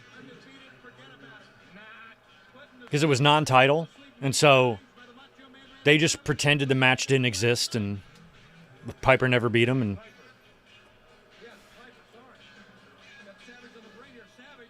it's kind of where we're at politically right now. Just say directly to the people that you didn't do exactly what we just all saw you do. And Hogan, he's like, nah, it never happened. It's all good. Ooh, Scott Hall is the champion. I like that. Hollywood, if I could, I want to get a word with you. Everybody knows another outstanding outing by the New World Order. What an image. I mean, this exemplifies and epitomizes 1997 WCW. Feelings, big man, after such a super showing last night. Well, you know, brothers, Hollywood, the NWO, Your beard's looking a little off there, Hogan. California, love the party, city of Sacramento, loves to party. The party just Sacramento loves to party. I've never been. in Hollywood. Not to cut the party short, man, but you know, one icon looking at another. Sweet. You should be justly rewarded, brah. And the Outsiders have a little presento for you. So come on, Hogan and Savage back together as heels now. prize for you, much. The mega heels. Oh, is it? Oh, it is. I cannot believe it.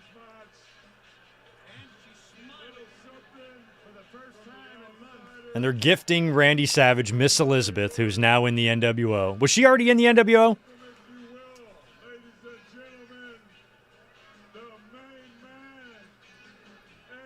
And there's DiBiase. Kind of DiBiase's role is pointless now.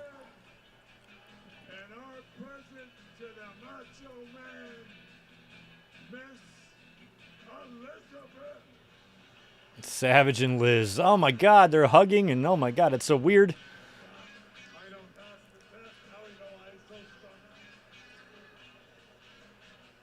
Because the thing is, they were never, in WWE, they were never affectionate with each other until the wedding stuff.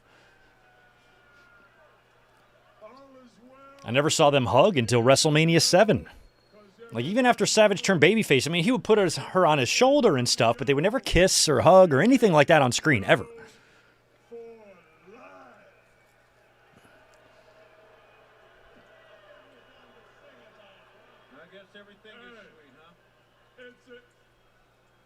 Hollywood knows it.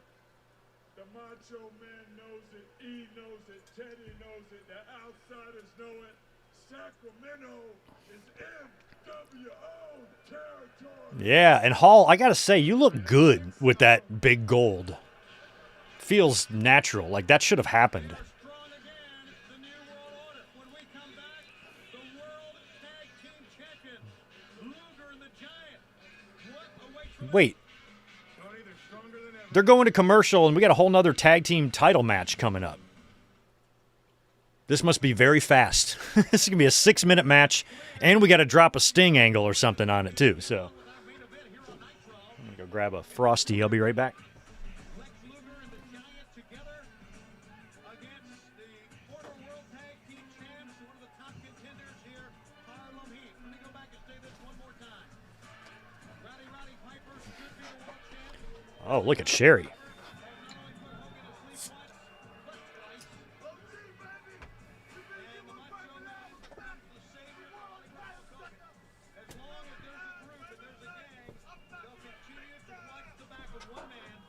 You almost nailed Sherry there.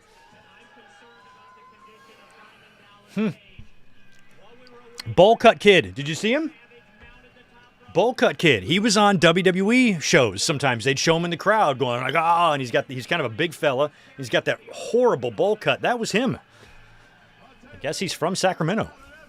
And these two men right here, Luger and the Giant, haven't made any friends with the outsiders after what happened last night. So anything could happen here right now. This is WCW's Dream Team. There is no denying that. Together, the biggest Okay, that's right. She was already there. That's what I thought. Lex Luger and the Giant. Some images that we'll never forget from last night. It was hard for me to wrap my head around the whole concept of that, you know, seeing Randy Savage and Elizabeth in WCW. Strength that he showed in power bombing the Giant.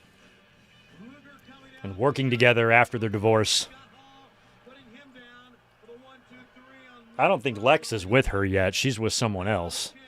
In addition, Bischoff coming out trying to prevent Luger from coming in, and Bischoff getting shoved down. Well, when is the replay? Well, that's tomorrow night. Well, that's worth anything to see that. To see Nash power bomb the Giant. You got to see it. I can't believe it. It's on request, viewers' choice, Dish Network, and DirecTV. The encore presentation, mostly tomorrow night, but also All right, tag titles on the line. Harlem Heat against Luger and the Giant. And they got to wrap all this shit up in like 5 minutes or 4 minutes. come out, and I don't think there is any question as to what is going to happen here.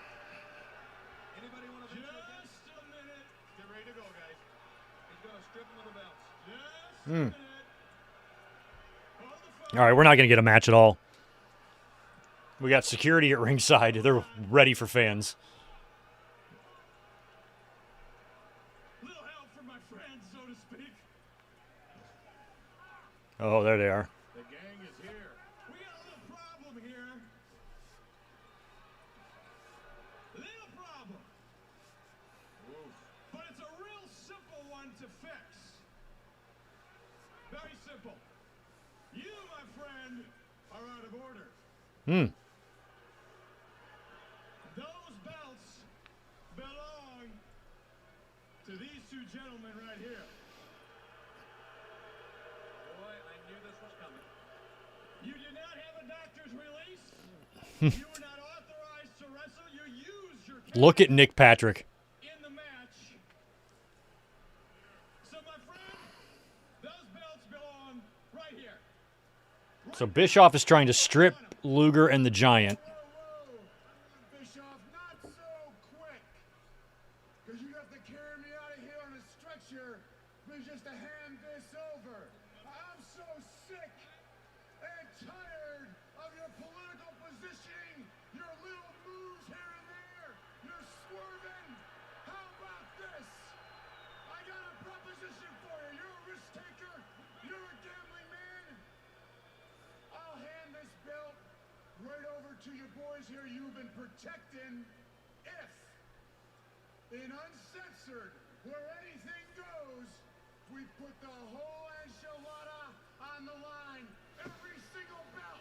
I'm talking about Hollywood Hogan's, the title belts, the tag belts, every single belt in existence. Who does Hogan work with at Uncensored 97? NWO. How about it? I don't even remember. You got it. I want the belt. I want the belt. I want the belt. You got a deal. So does this count as a title change? Give me that belt. I'll fight Nash has got a beeper too. right now. He will. Nash, that thing barely fits you, bro. Seen it happen before. Don't do it. Here we go. Put your best team together. Put your team where your mouth is, punk. Put your team where your mouth is. Hey, we're easy to find because we're packing all the gold. Okay. Oh, you gotta love it, Lex. All right, there's like a minute left in the show. Oh, there we go. There's Sting finally. I thought he was going to come down, propel down. Sting is coming down. Whoa. With ball bat in hand. He don't look happy. He's gonna go in the ring. Whoa. Either Noah Sumner has more guts than his own good. Look who he's standing with here. What side of the ring is he? I mean, it's probably been about 6 months now since the whole Sting, since he started this nonsense.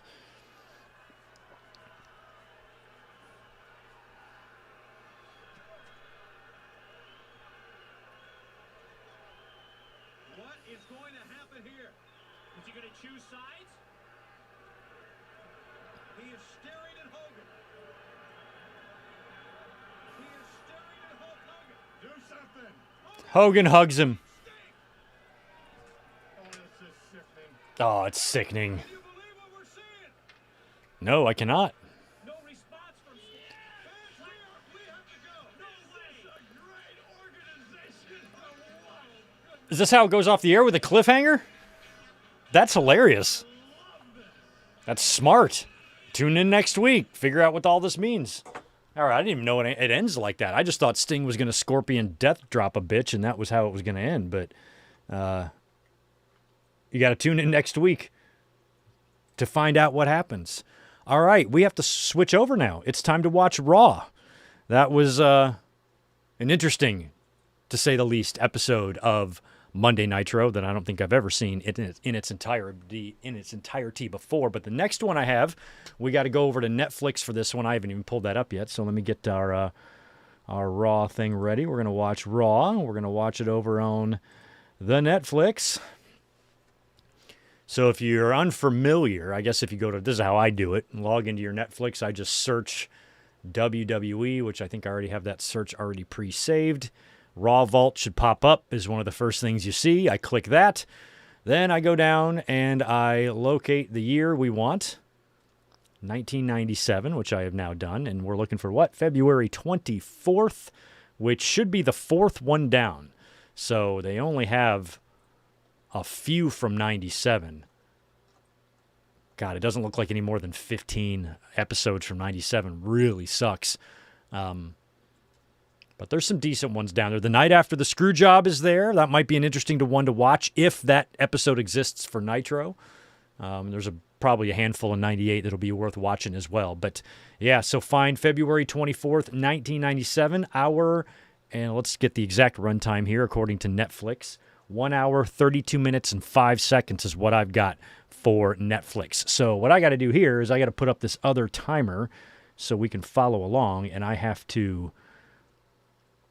get it to that time code, which is 1 hour, 32 minutes, and 6 seconds. So let's scroll this down. 132.06 is what we need. Let me just get that down to 6, and I'll pause it there.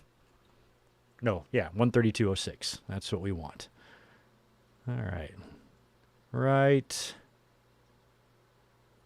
there. Boom. All right, 132.06. That is the runtime for this Raw episode. Oh, I'm on the wrong one. Shit. My bad. Wrong one. February 24th, 1990. I had the 17th up. Oops. I got to fix that timer then. I had it wrong. My bad. The correct runtime for the February 24th, 1997 Raw is 1 hour, 29 minutes, and 30 seconds. So that's what I got to get to. 129.30.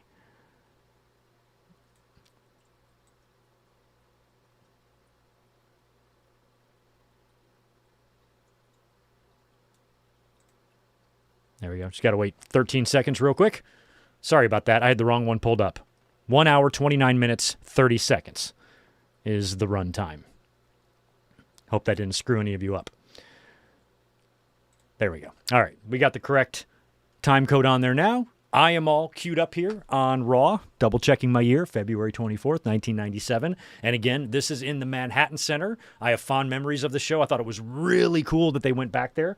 And looking forward to watching this one. So we'll hit play right now. I just want to make sure I do it right. Sometimes I goof this one up. Okay. All right, I'm queued up and ready. All right, here we go. 3, 2, 1, play.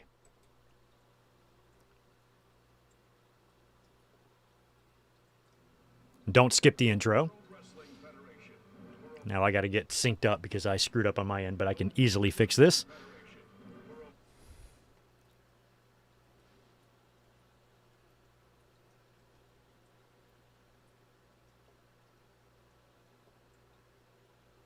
So close.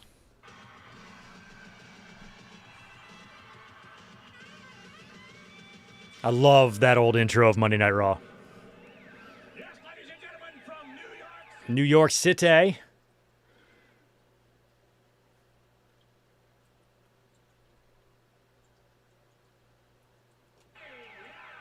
and a big splash. There we go. Shotgun Saturday night, as well as WWW. So it's the Godwins out first. Now I think ECW shows up here right off the bat, right?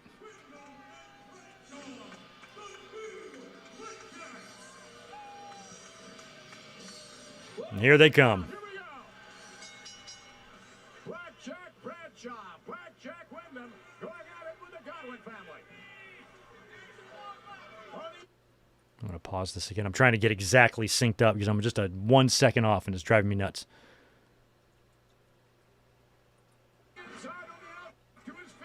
Much better. Well, the Blackjacks came out here like gangbusters, but all of a sudden these hillbillies are taking it to I mean, look at this little ass. I mean, back in the Manhattan Center. And Blackjack Wyndham having his problems. So it's the Blackjacks versus the Godwins to open up Manhattan Center Raw.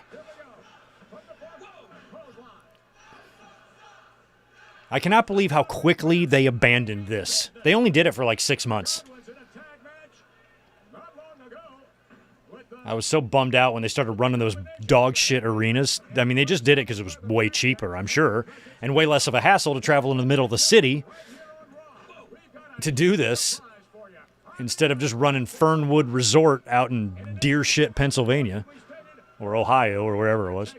goes one-on-one with the leader of the Nation of Domination, Farouk. What a matchup that's going to Okay, so it's Taker and Farouk. Okay, so Taker's there. be a very special arm wrestling. Oh, arm wrestling match between Sonny and Terry. I forgot. Sonny, no telling what's going to happen. You said that right, McMahon, and you failed to mention once again, and I think you tried to cut me off a while ago, that those morons from ECW Extreme Championship Wrestling are going to be here live tonight, and we're just going to see if they can put their money where their mouth is. Well, a lot of the Extreme Championship. Yeah, Doug, unfunny. Netflix is different. They do the backwards timer on this. Like if you look at the time code at the end, it runs in reverse. So that's why I've got that type of timer up here.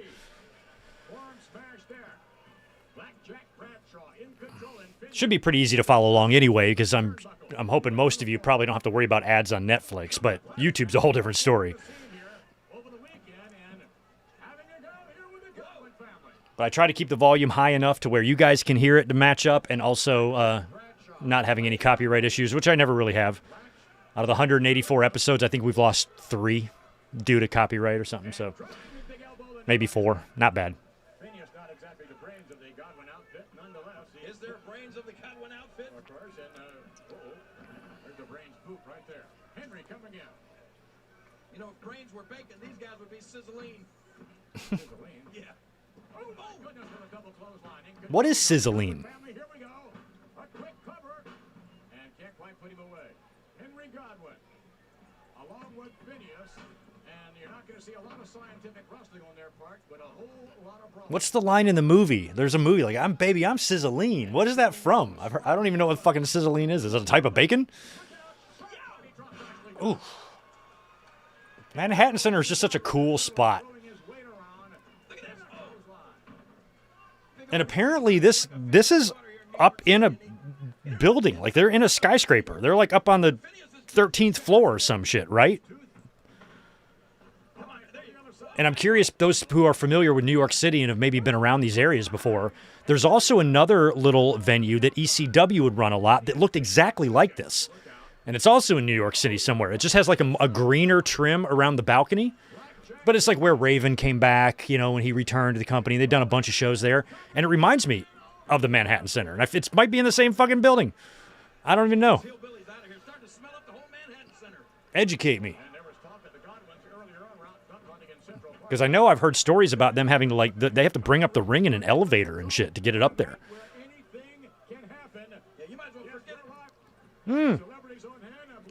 Kenny Shamrock.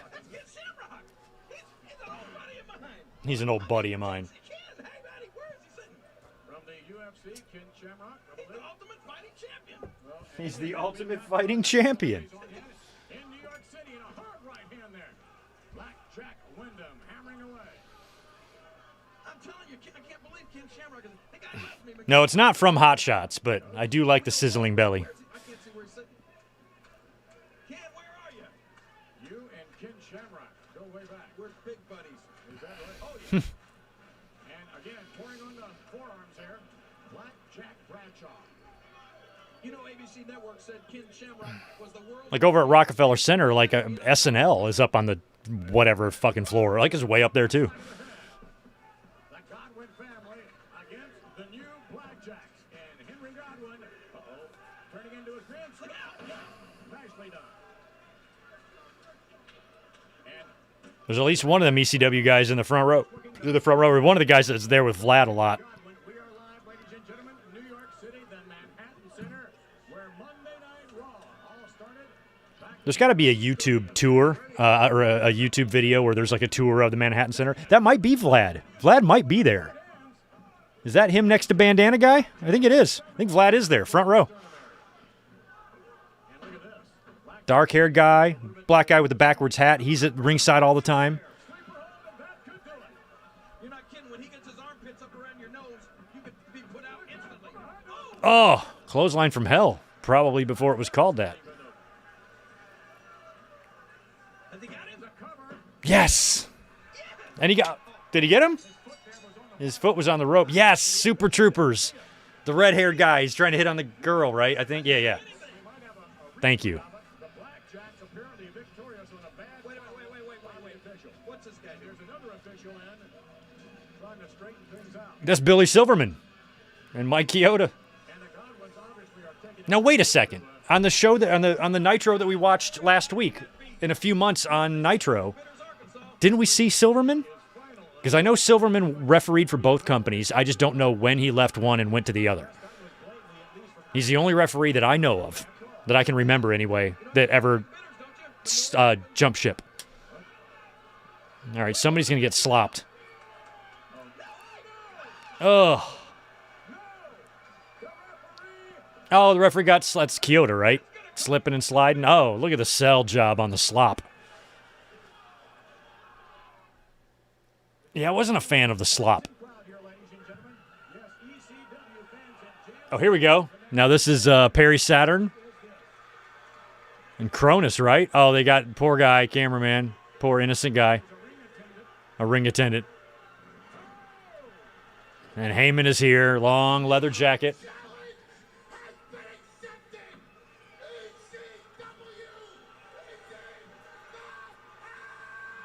And I probably would not have ordered Barely Legal had it not been for this show. I mean, they really, really, really... Paul Heyman took every advantage of this. And because he's going to sit down on commentary and he's just going to talk his shit up so much. Heyman was so broke and so scraggly back in these days. He had no money. Broke as fuck. Promos in his parents' basement. Can't afford a haircut. He's a goddamn slob. Now he's Mr. Distinguished Man. Rolling in money. Eating $180 steaks every night. Back in these days, didn't have a pot to piss in. Borrowing money from Vince. Bouncing checks everywhere.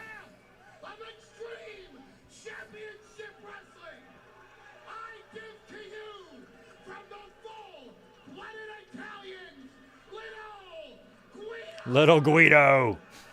Nunzio. I even like that they had the ECW graphic for his name.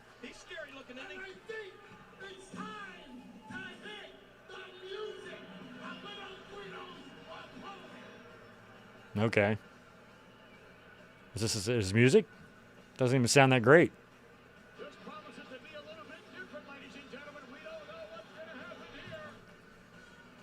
Is this some dubbing? What's going on here with this music?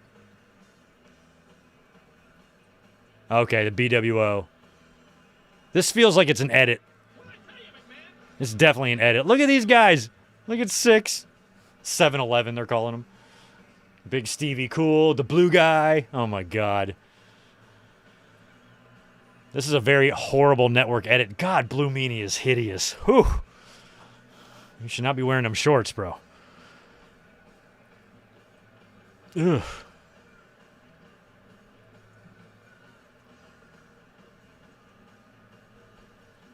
I love the 6 one. He's my favorite.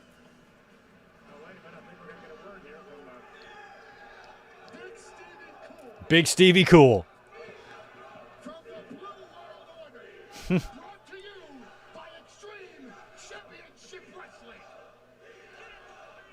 Get it, Paulie. Think about what we just watched at the end of Nitro, and now we're watching this.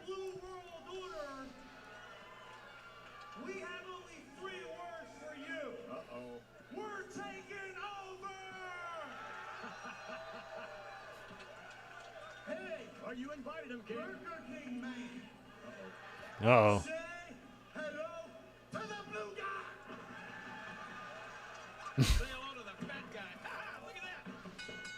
All right, this match. So we got an ECW referee in there, too. This is going to be Stevie Richards. Both of these guys would wind up working in WWE. Stevie would go to WCW first, hang around there for a little bit. And then he'd show up in WWE.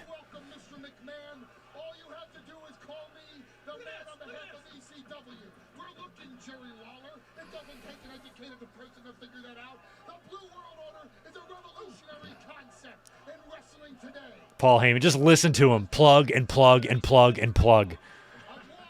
He's so shameless about it, too.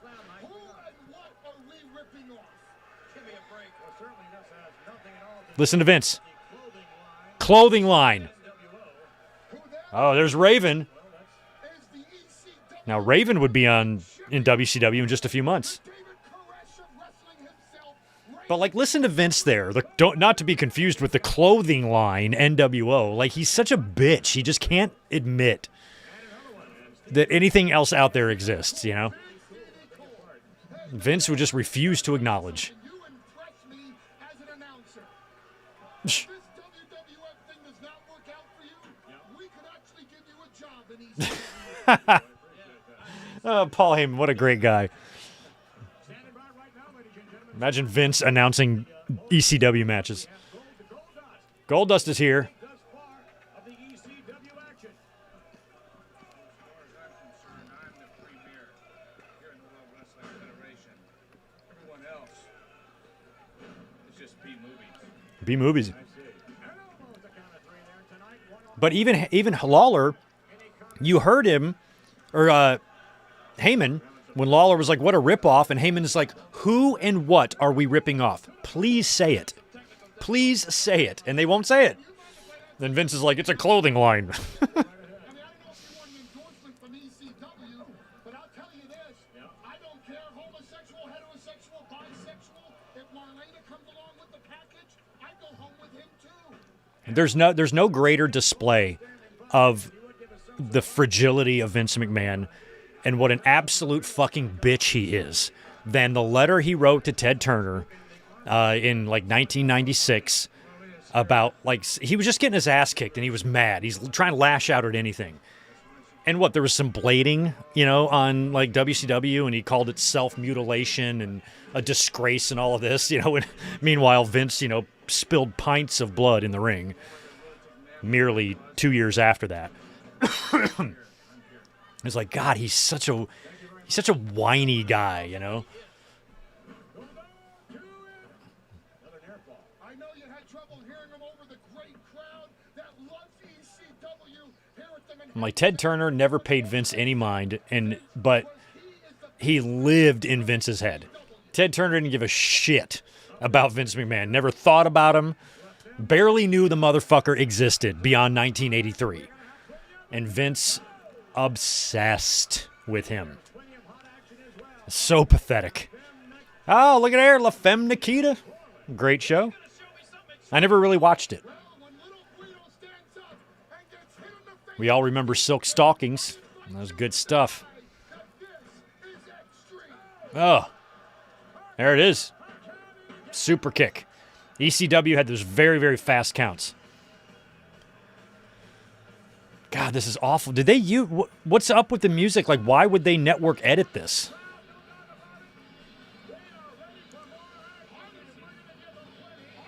And the BWO pick up the win. Marlena,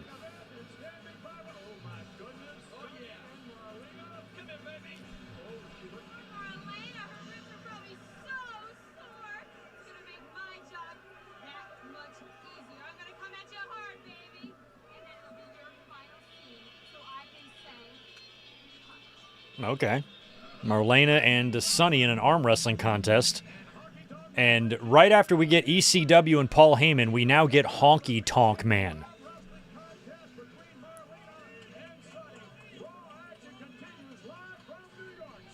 Is Heyman going to stay here for Honky? I hope Heyman's got some things to say about Honky. No, it doesn't look like Heyman's out there.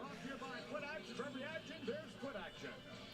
We are back, and the Honky Tonk Man is, well, I think he's finally finishing singing. We missed that.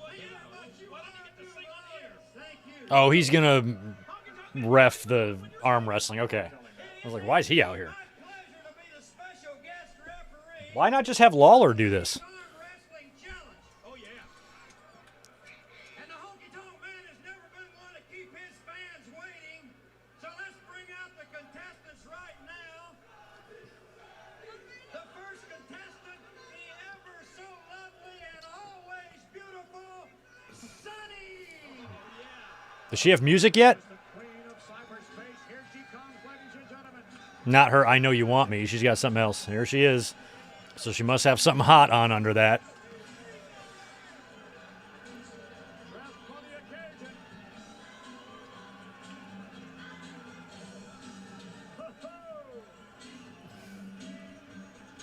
I think I have those magazines where her and like Sable both did a spread. the music. Tell them about it, baby. What I want right now is for all of you fat, Let's do the Rick Rude. ugly, out of shape, disrespectful, Toothless New Yorkers. Vader. Real good look in the ring right now. And what a real woman is supposed to look like. Hit the music. I love it.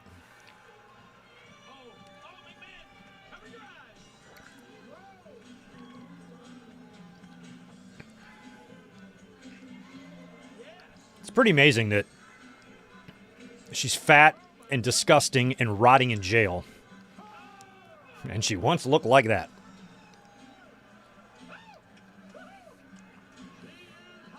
Vince, she is hot. God, Vince and Lawler, are there two bigger pervs on planet Earth? Sonny, ladies and gentlemen, let me bring out the next contestant. The also lovely and ever so beautiful Marlena. And here she comes, and unfortunately, ladies and gentlemen, Marlena has Yeah, she's injured, right? from another lady. We're not talking about Sonny. And actually, we're not She's got her cigar. either. Here we go. Look at this. Oh, China just debuted. That's right. I mean, look at that chokehold. I'd say her gene pool could use a little more chlorine. And then from there, ladies and gentlemen, the following night. Look at this. I mean, watch. Shaking like a rat dog. Look. Wow. Hang on a second. That was so great. Look, it looked so awesome, too, the way she was just shaking her like that. Everybody saw what happened to poor Marlena on Monday Night Raw. This big, beastly woman This big beastly woman. shook her up. She put her in the hospital. She was coughing up blood the entire night. She's all taped up. Her ribs are a mess. So being the sweet, considerate, caring person This beastly woman. If you want to see an uncomfortable interview, watch Triple H get interviewed by Howard Stern when he first got with Stephanie and they start grilling him about why he was with China. I don't want to put you through any more punishment. You could tell he hated it, but watching Triple H squirm is also pretty fun. Now that's big of Sonny. But Howard and Robin were just awful people. They're awful human beings. They're just terrible. Some of the things they say and shit, but it might be worth it just to watch Triple H All glad to see that Sonny be very uncomfortable. 42nd long enough to come in and deal with this. Well, actually, I think they've cleaned up that area, but More bed would probably be very smart for me. I don't feel real good. However, Let me feel you too. I would get up off of my deathbed before I'd forfeit to you, honey. Oh, come on. You better go on back to the back where you Hey, get rid of that cigar. Come on, girls. Let me go All right. those real quick. The person's hand that goes down on the table will be the loser, and the one that's on top will be the winner. Okay. Thanks for going over those rules there. Nice, tight, firm grip. Get up real close to the table. I'll say ready, set, go, and let's get it on. All right, McMahon, who do you think in this one? Set, go. Aw, Sonny. This happens in every single arm wrestling contest in pro wrestling history. The heel has got to stall. It's real important in one of these things. You gotta make sure the script is Come on, the exactly honky right. tonk man's getting real thirsty. Now get back on the table. The honky tonk man's getting real thirsty. Firm grip. Yeah. Ugh. Hang on, honey. I gotta get a little warmed up. I would suggest that she Oh, doing some push ups. I should get 3. Come on. Already warmed up. Now get on this table. I can do 20. Let's go. Go, go. What about those shorts Sonny's got on? Ready. Set. This is it. Go. This is it. What? Wait a minute.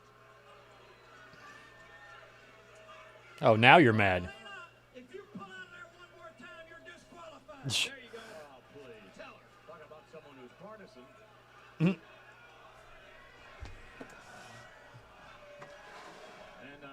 Look at my man Ken Shamrock. He's loving this. Last chance, girls. Raise anybody's eyebrows.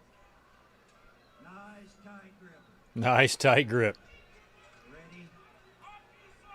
Set. Here we go. Go. This is it. Whoa.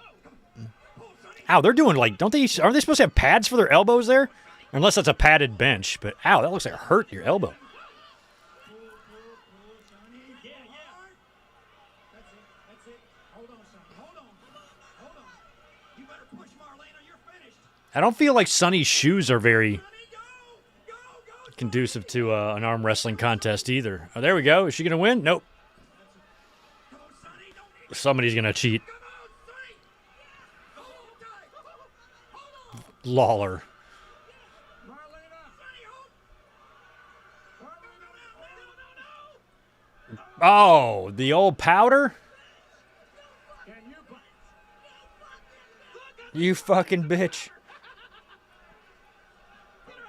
That looked like a really hard, like, bar table or something. They were jamming their elbows. So what's Savio doing? What is Savio Vega doing out here?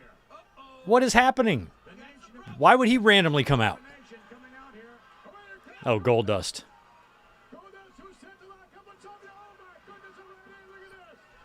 I love that they cut to a guy in an Ultimate Warrior shirt.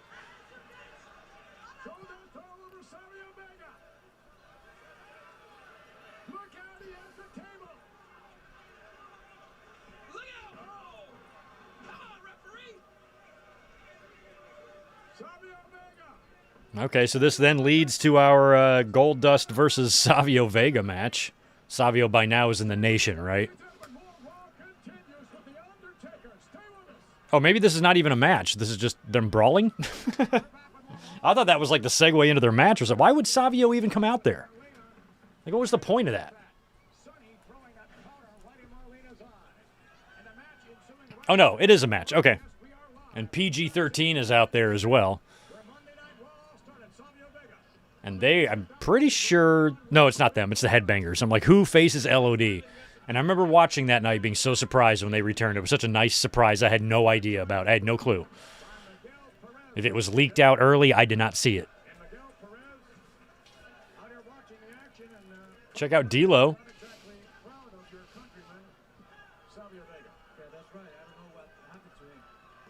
Guest commentary from Miguel Perez. That's a first.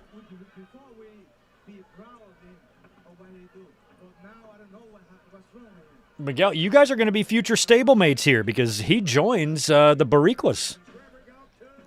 I hated all that. The Bariquas and the DOA and stuff. Ugh. It was the most awful filler. So many of those matches. Just nobody gave a shit. It's the equivalent of, MFTs and like Wyatt 6. Like, who cares? You know?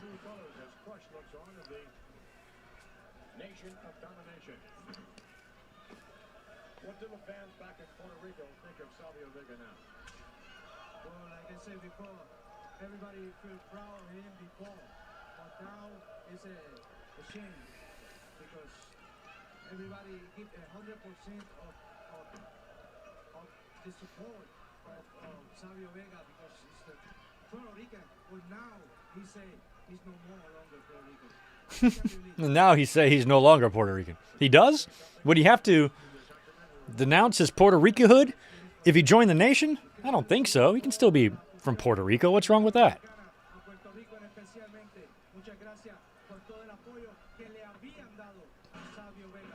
Both baby faces and heels come from Puerto Rico. It's totally fine to be a heel and also be from Puerto Rico. Can't lose your Puerto Rico hood over that.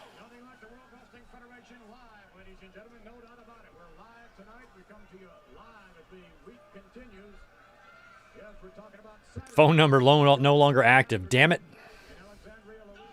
Damn. Saturday, March 1st at 1:30 p.m. in Louisiana. What a house show. What a time for a house show. 1:30. I would hate to have to wrestle at 1:30 in the afternoon. God.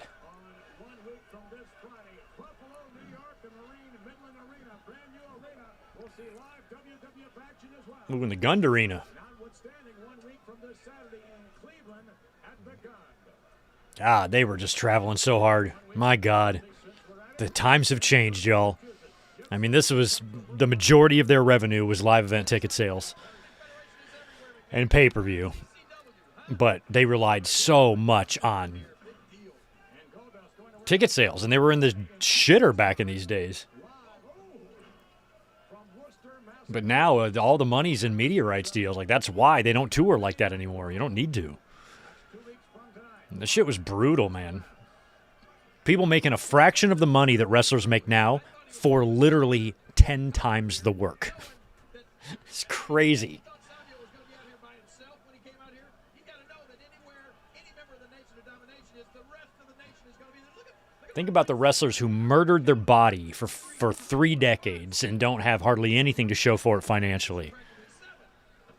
Compared to, you know, a 22-year-old or 28-year-old kid with a guaranteed contract and 3-4 years of that in responsible spending and investing, you're set for life, you know.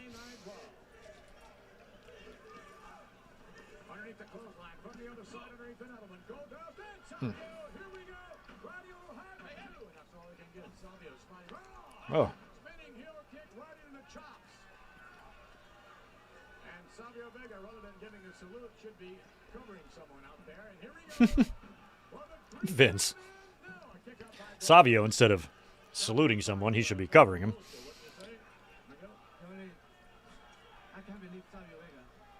So I love that Sunny is kind of sticking around in the corner of Savio Vega. She wasn't in the Nation of Domination.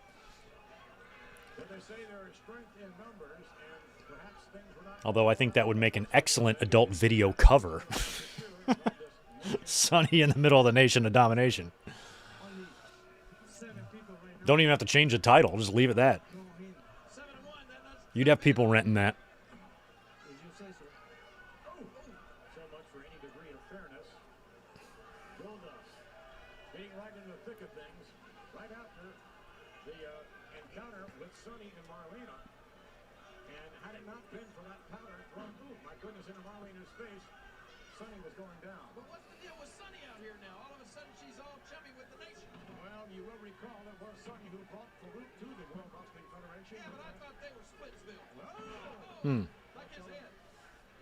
Like his head. Be around these days.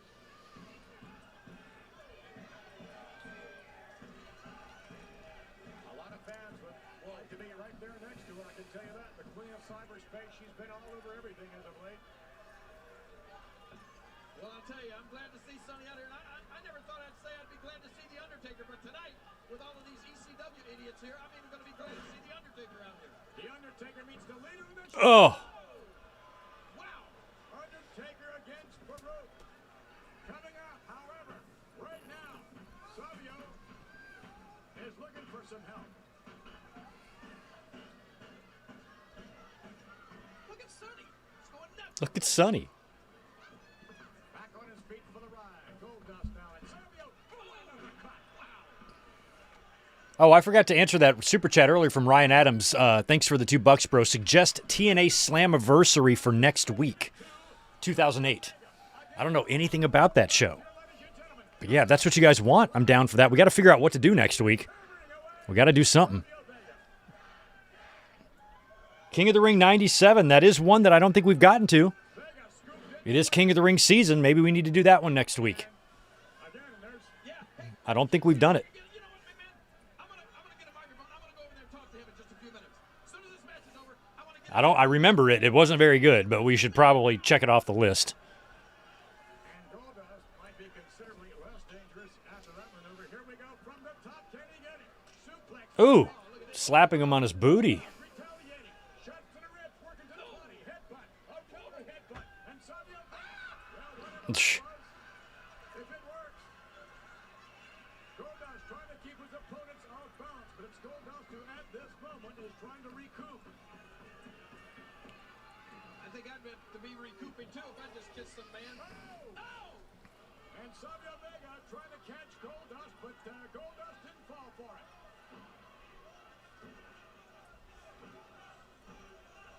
A huge surprise. Oh, Vince is plugging it now. What happened? You saw that. Goldust out there with Crush. Oh, Goldust smacks Crush in the face. We better stay out of harm's way. No, and a glancing blow.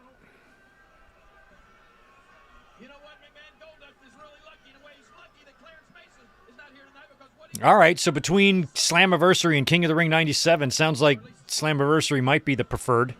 Goldust. Against the odds. Goldust hammering away against Savio Vega. Oh, D'Lo's up there.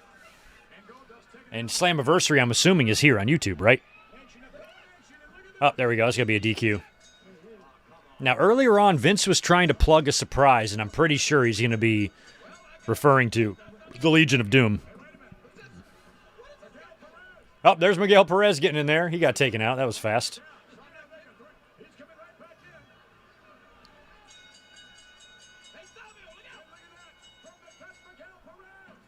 Big drop kick.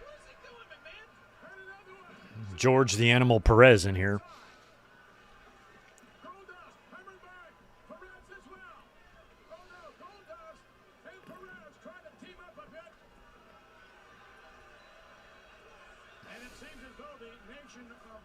Such a weird conglomeration of people. Like, why is Sunny even out there? I mean, I know she just had the thing with Marlena, but still, like... I guess Goldust gets the victory as a result of a disqualification. Uh-oh, this does not look good. Pat Patterson's out there with Rene Goulet. And Howard. A huge surprise. And it's one of my favorite surprises that I ever experienced as a fan because I didn't know they were coming back, and it was completely out of the blue. Last time I saw LOD, they were on Nitro. And all of a sudden, they're just back with their old music and the red shoulder spikes instead of the blue ones they were using in WCW. Oh, yeah.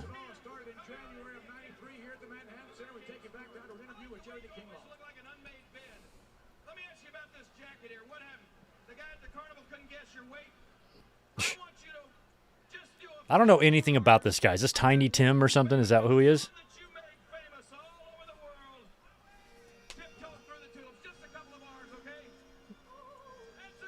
That's enough.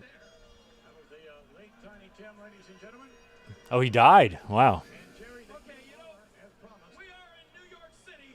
Oh, maybe this is the surprise. Maybe it's not LOD.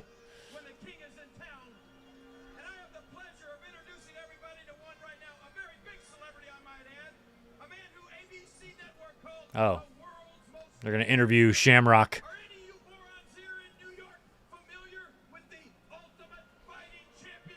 It's so crazy now because they're under the same umbrella. They're like brothers now, WWE and UFC.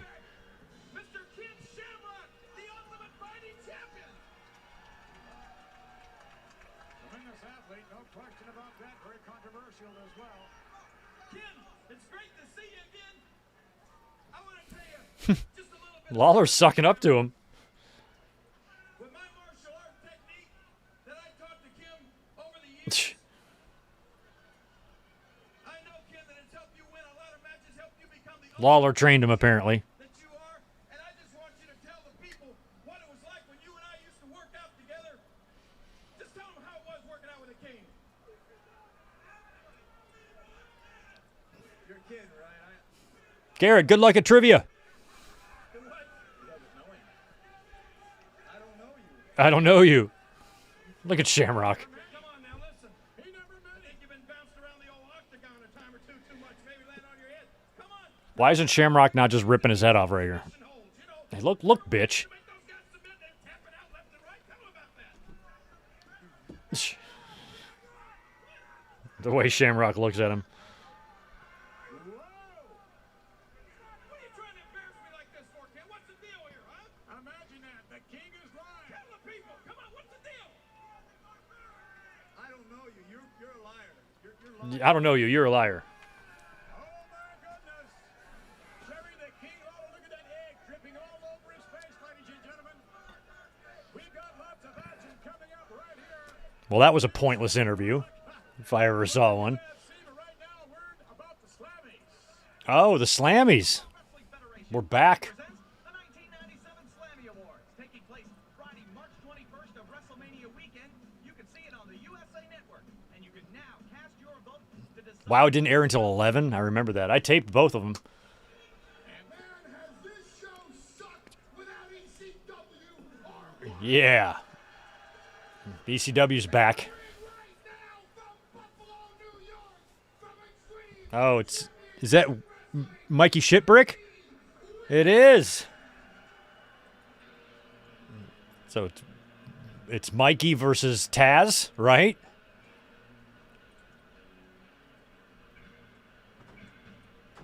Tito wants to come in. I'm going to go take care of that.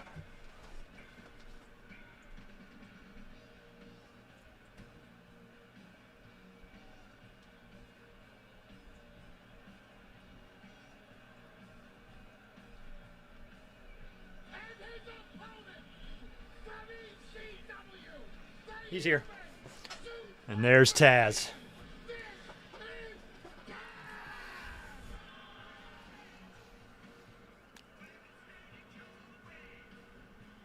Was this his real song in these days? That's got to be an edit too or something, but it kind of sounded like his theme. All right, it's Whipwreck versus Taz.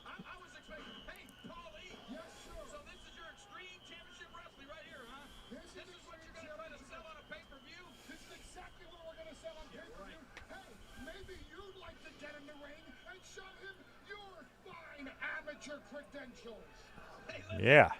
This guy's so small he probably buys an ant farm for a second home. Let me tell you something. Coming from a guy that's 5'10" and that was on top of the territory for 76 years. That is the most ridiculous statement I've ever heard. Is that right? No, that is exactly right. The most ridiculous thing I've ever heard was you calling this Extreme Championship Wrestling. Hey, why don't you show us what you guys usually do, huh? Why don't you set some of the fans on fire? Why don't you set somebody on fire? Yeah. Why don't you hit somebody over the head with a bat wrapped in barbed wire? Because we rather do that in pay-per-view. Oh, yeah, right. April 13th. Northern Light suplex. And a kick out. And I know, Mr. McMahon, you would have called that move, and I'm sorry. Heyman with the digs. I'm telling Vince he doesn't know what a Northern Light suplex is. Hey, buddy.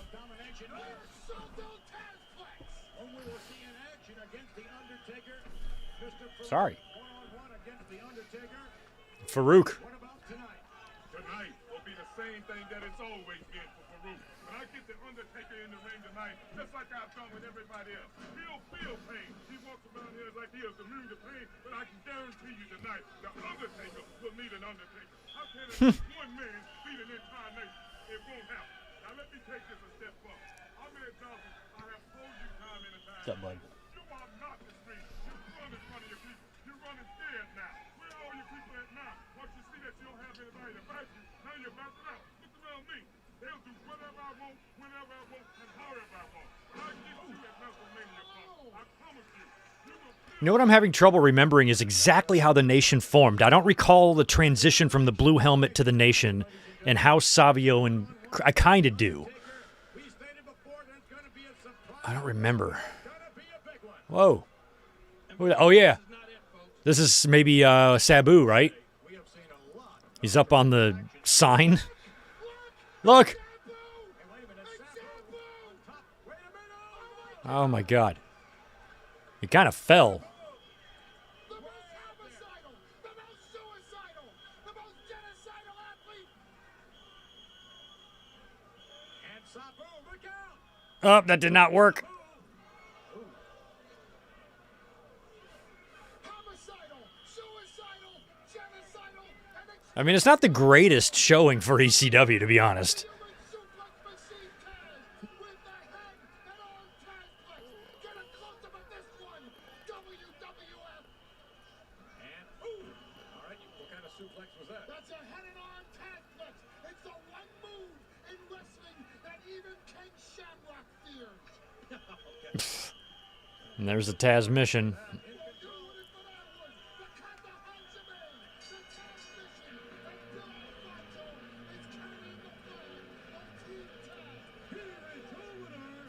I mean, this and the match when he debuted and beat Angle was probably the peak of Taz in WWE because everything else he did was shit. I mean, in the ring anyway. Oh, the huge surprise is still coming. All right. Hey, bud. Why don't you come back here? How you doing, buddy? Can I have my phone cord, please? There you go. On top of the R. And it wasn't really secured. He kind of fell off. I feel like he could have dove better. A big surprise. Vincent is big surprise. And it's a great surprise.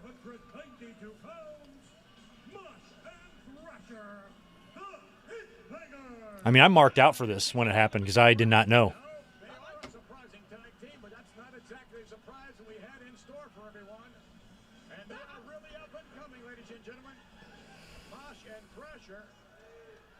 Mosh and Thrasher. Yes. I just remember being like, holy shit. This is a big get for them. They need names. They look so awesome.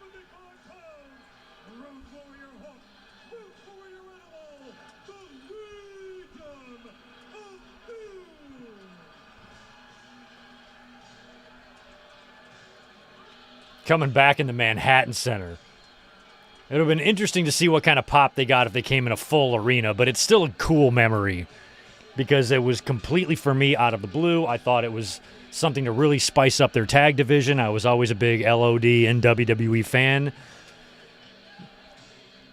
And after their run in WWE, they were real discombobulated for a while. They kind of went their separate ways. They reunited here and there, and they were in WCW, but they didn't feel like a big deal there, you know, where they were going to really stand out here better.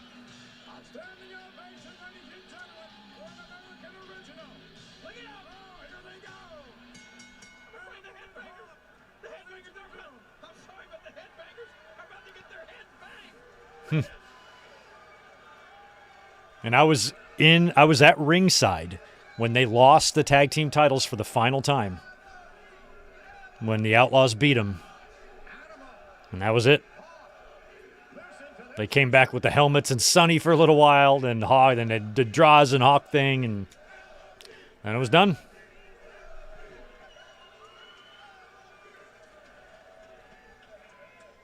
And the headbangers, I don't think, know what quite to make of all this. Well, at least I can He tried to do his thing.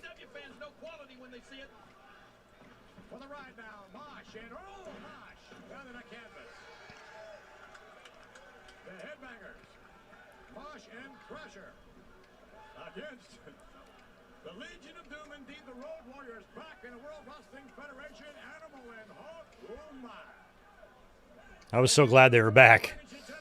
We are live from the Manhattan Center where Monday Night Raw began back in January of '93. It's crazy that they're only 4 years in at this point. Oh man! And all of the idiots. I think most of the idiots in the entire city have turned out here. These ECW fans. Somewhat of a partisan crowd, no doubt about that. Yet to come, ladies and gentlemen, the Undertaker, the phenom of the World Wrestling. Yeah, we got no Brett, no Sean on this show. No Davey or Owen or anybody else in Foley. So many. Austin. Nobody was there. Vader. And I'm pretty sure they were all overseas. Nitro sucks. You're not kidding. Where when you tell a guy to take out the garbage, he asks his girlfriend for a date. Stop it. It's New York City for you. I mean, I would have to rate this show better as the better of the two for tonight because of there's just more meaningful shit. I mean, a very historic, moment with ECW infiltrating another. You had cross promotion here, and you had a big return where one of the arguably the greatest tag team of all time comes back to the company on the same night that they invite another promotion onto their show. We're over in WCW. What do we really see? Hacksaw Jim Duggan squash, Trying to make me look like an idiot. He's never met you before. Come on, McMahon. Yeah, you and I are tight. You teaching him submission maneuvers. Give me a break. Oh, look out. My head. Cover my animal. I count up to it. Oh, right there. I like these headbangers. Oh, they're an extraordinary tag team. No question about it. You're not with it, though, McMahon. You don't know anything about their kind of music, do you? 9-Inch Nails. Marilyn Manson. Some of it's fine. Butthole Surfers. I beg your pardon. Little Hot Groups. God, Vince and Lawler trying to talk about metal. Trying to talk about like 9-inch nail. Okay, it makes me laugh. It's like me trying to talk about the Jonas Brothers or something. Like, I'm not going to understand. Bischoff sucks. Time for some censorship. Drop kick. And a cover. This one could be overcounted. Look out. And those headbangers coming very close to being disqualified here. Those very headbangers would wind up winning the tag titles after Better be careful, old Mosh and Thrasher. Austin got hurt. Stage diving here in a minute. Get out in that mosh pit. Anything can happen.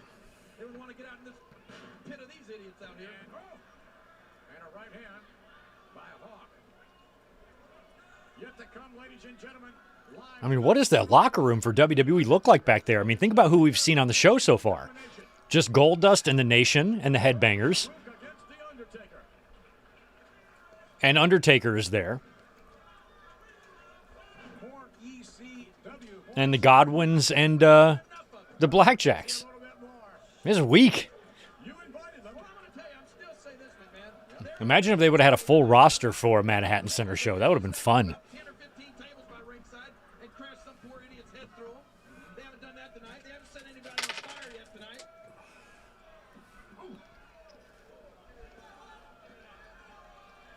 Well, there's no telling what's going to happen tonight. Is still young. Forearm to the chest area. Now with Lawler, I don't think that they set an actual person on fire in ECW.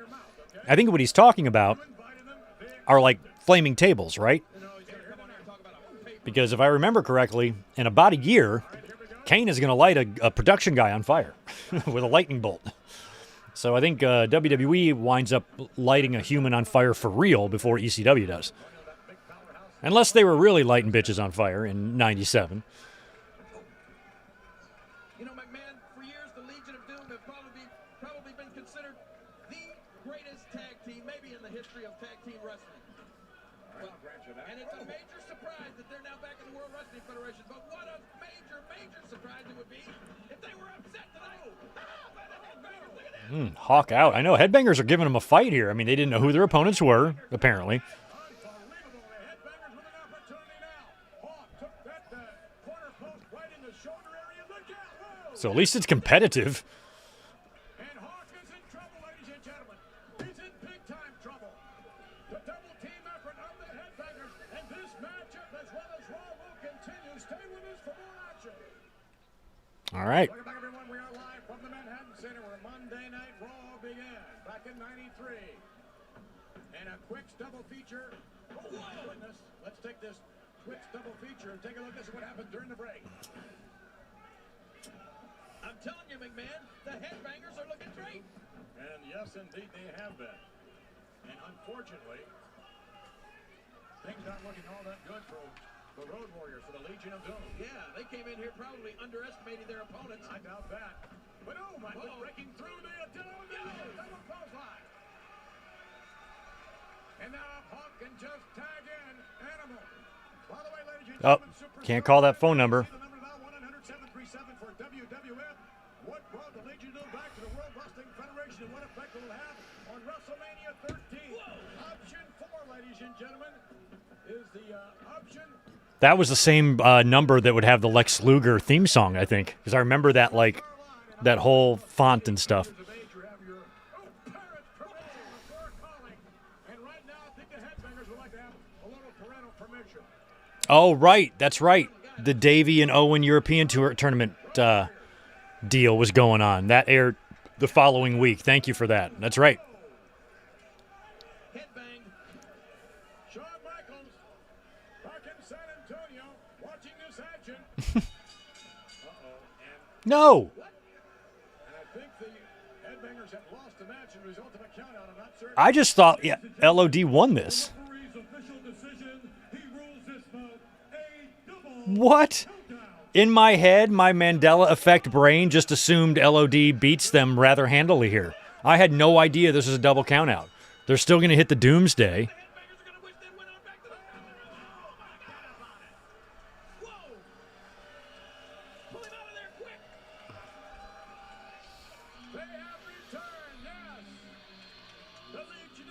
Yeah, I don't know what you classify shit that you would, the headbangers, mosh music or whatever, if they weren't metal. What's the term? Like industrial rock, whatever the fuck they are. But you get my point. Never really listened to Nine Inch Nails either. Wasn't a fan. Or Marilyn Manson.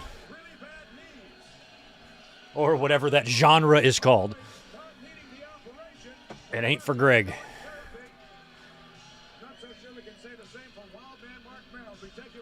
Oh, yeah, Mero got hurt.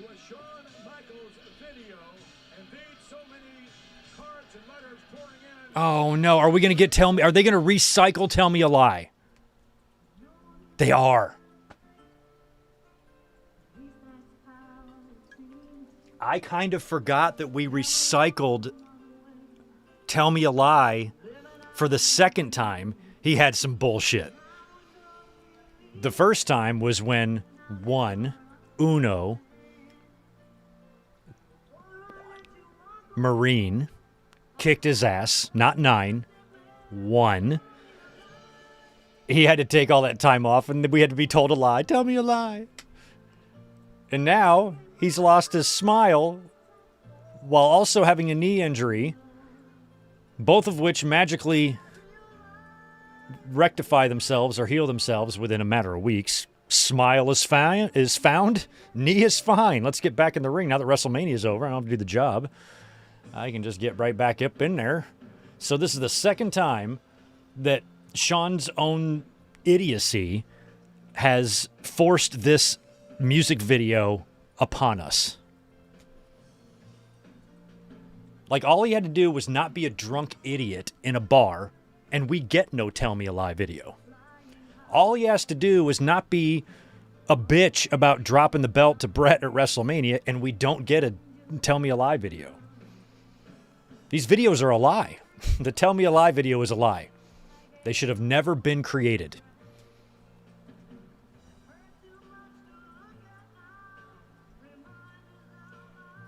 Ugh. I cannot believe they're playing this. It's awful. Alternative rock. Thank you. That's a better way to put it.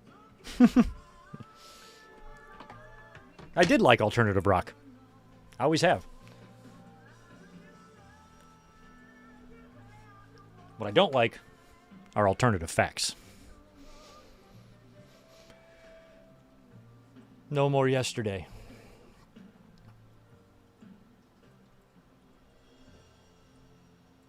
All right. I cannot believe they played Tell Me a Lie on the same show that ECW was a guest on.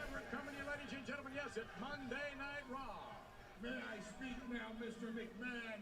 Ladies and gentlemen, in the ring, representing Extreme Championship Wrestling, Devon Dudley. The Dudleys, it would take what? Over 2 years for them to get there. They'd get there like mid to late 99, if I remember right. So,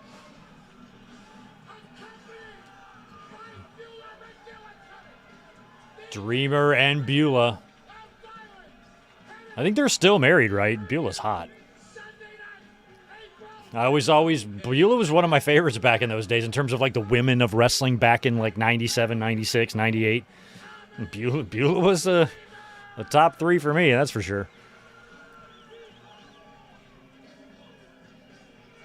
I was not a Francine fan, to be honest, but Beulah. You know what, Paulie?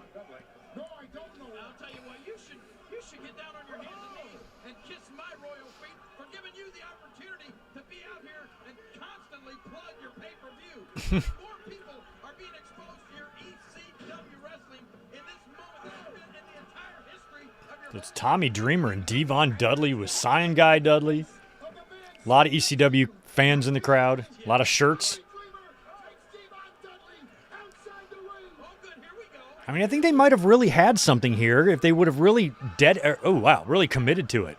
Because ECW was showing up in 96. They showed up at Mind Games. They showed up on Raw the next night. Lawler called them out once on TV. And so now they're actually showing up and having matches and shit. And I think you could have built a lot of WrestleMania stuff around this too. You could have given ECW a presence on WrestleMania, showing up and just fucking up a match, and then Heyman getting on the mic and reminding everybody to buy Barely Legal because it's going to be better than WrestleMania. Like, that would have been great. We're not just wrestling. We're not just exciting. We are extreme. Yes, there's no doubt about that, but,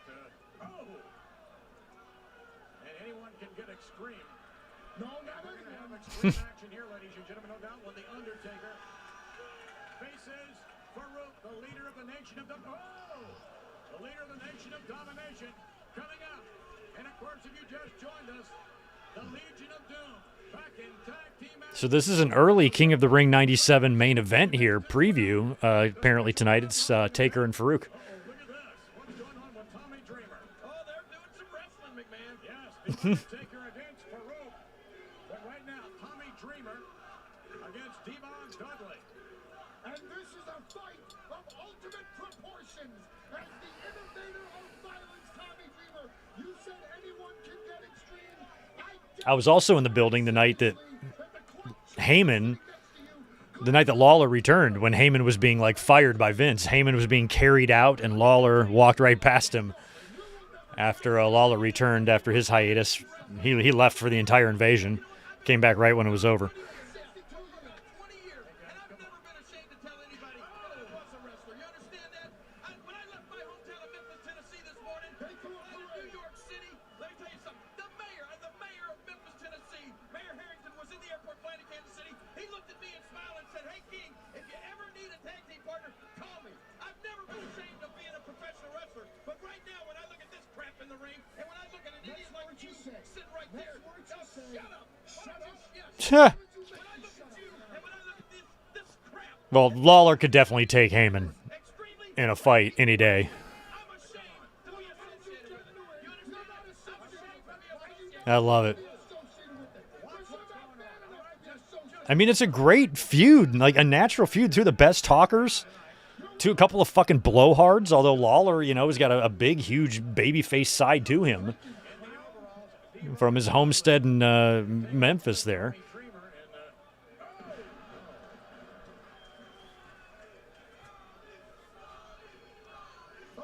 Somebody call the match. I've had it with them. Oh, yeah, right. You sure wouldn't know what to call because you never been in a wrestling match. Tell you what, I'd call a jock sniffer. You like to be A jock sniffer. not one yourself. Only thing athletic about you are your stinking feet. You understand that? And all you do is reach onto a bunch of so-called athletes and try to make money off of them. You know, while I'm being extreme, I have no problem sticking your chuck, but I'm afraid you will. Yeah, is that right? That's right. Yep. Great comeback.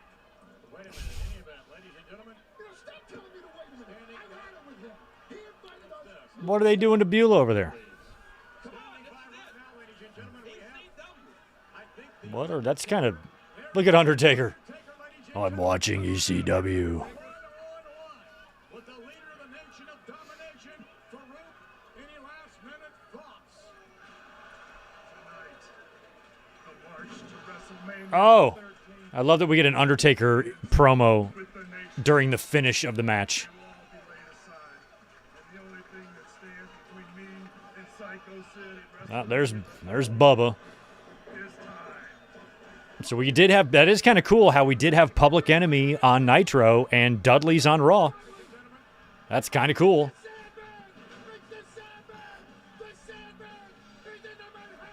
Oh, there's Sandman. The who?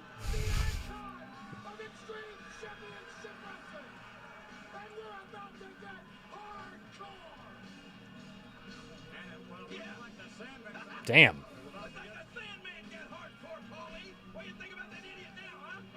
So is this like, feels like is it Dreamer's theme, or because Sandman, this feels like the Alice in Chains version here for Dreamer, but Sandman's maybe not using Metallica yet. And they're not going to air any of this on fucking Netflix anyway. It's like a instrumental to what is it, Man in the Box?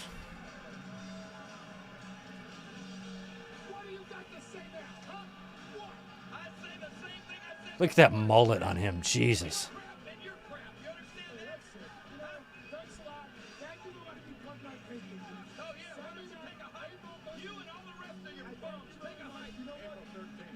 April 13th. Vince is laughing. He's like, April 13th. We got it. Uh-oh.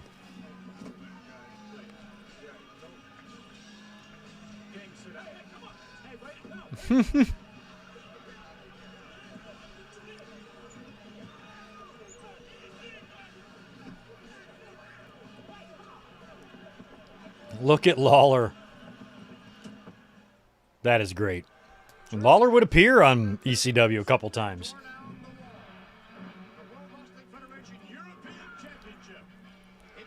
Oh, that's right.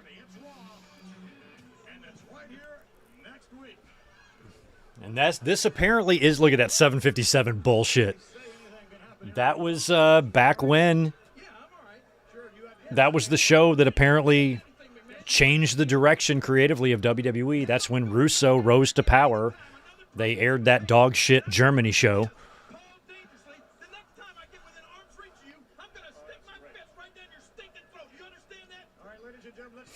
Lawler, he's so whiny. Going to set the stage for us as to the World Wrestling Federation Championship, specifically the Hitman against Psycho Sid. Oh, that was last week. This was that would have been the night after Final Four. Brett wins the title, then defends against Sid. And Austin was like, he would not let this match happen.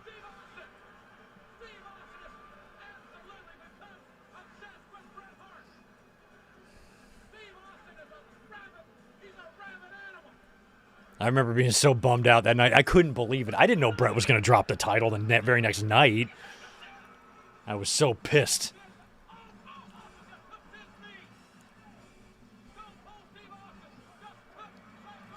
So I think they tried like a couple of times. There's another spot here where I think Brett gets attacked in the hallway, right? And then finally, when they do get in the ring, Austin costs Brett the belt. Oh, Sid's hurt too? Psycho Sid would not let Stone Cold Steve Austin or the pain of his wounded knee stop him from becoming the master and the ruler of the world. An hour later, Look at the cornet voice in this. to meet the Hitman, but this time the incensed Austin attacked Brett behind the scenes. Bret Hart is ready for war, no doubt about it. Yeah, this could have been a dangerous spot here. Came really close to that separator there.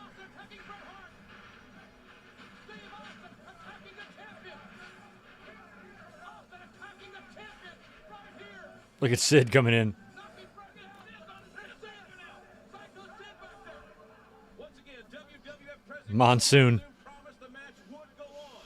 Once again, Psycho Sid and Bret Hart entered the arena. This time, the match would go on, with Bret focusing his aggression on Sid's injured knee. It's crazy. I mean, if Vince wouldn't have bought the company from his dad, it probably would have been Monsoon's company. But that would have only lasted until the 90s because Monsoon would pass.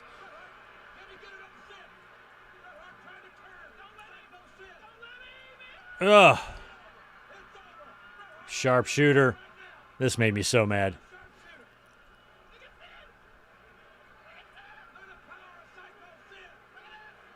I love that we're getting a replay of this. And there's Austin. Oh.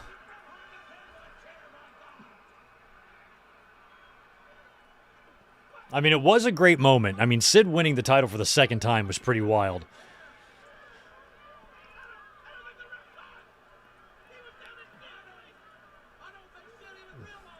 Because, I mean, Sid beat Brett at the December pay-per-view. Just 2 months earlier, he had a win over him on pay-per-view for the title. First, he retains against him, and then now he beats him for it.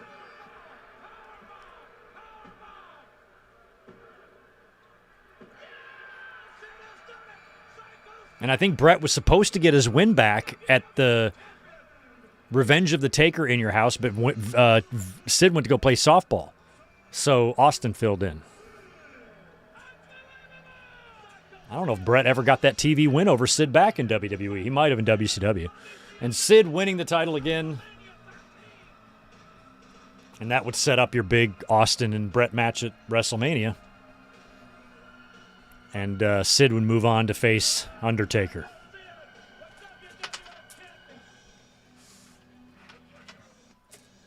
Huh.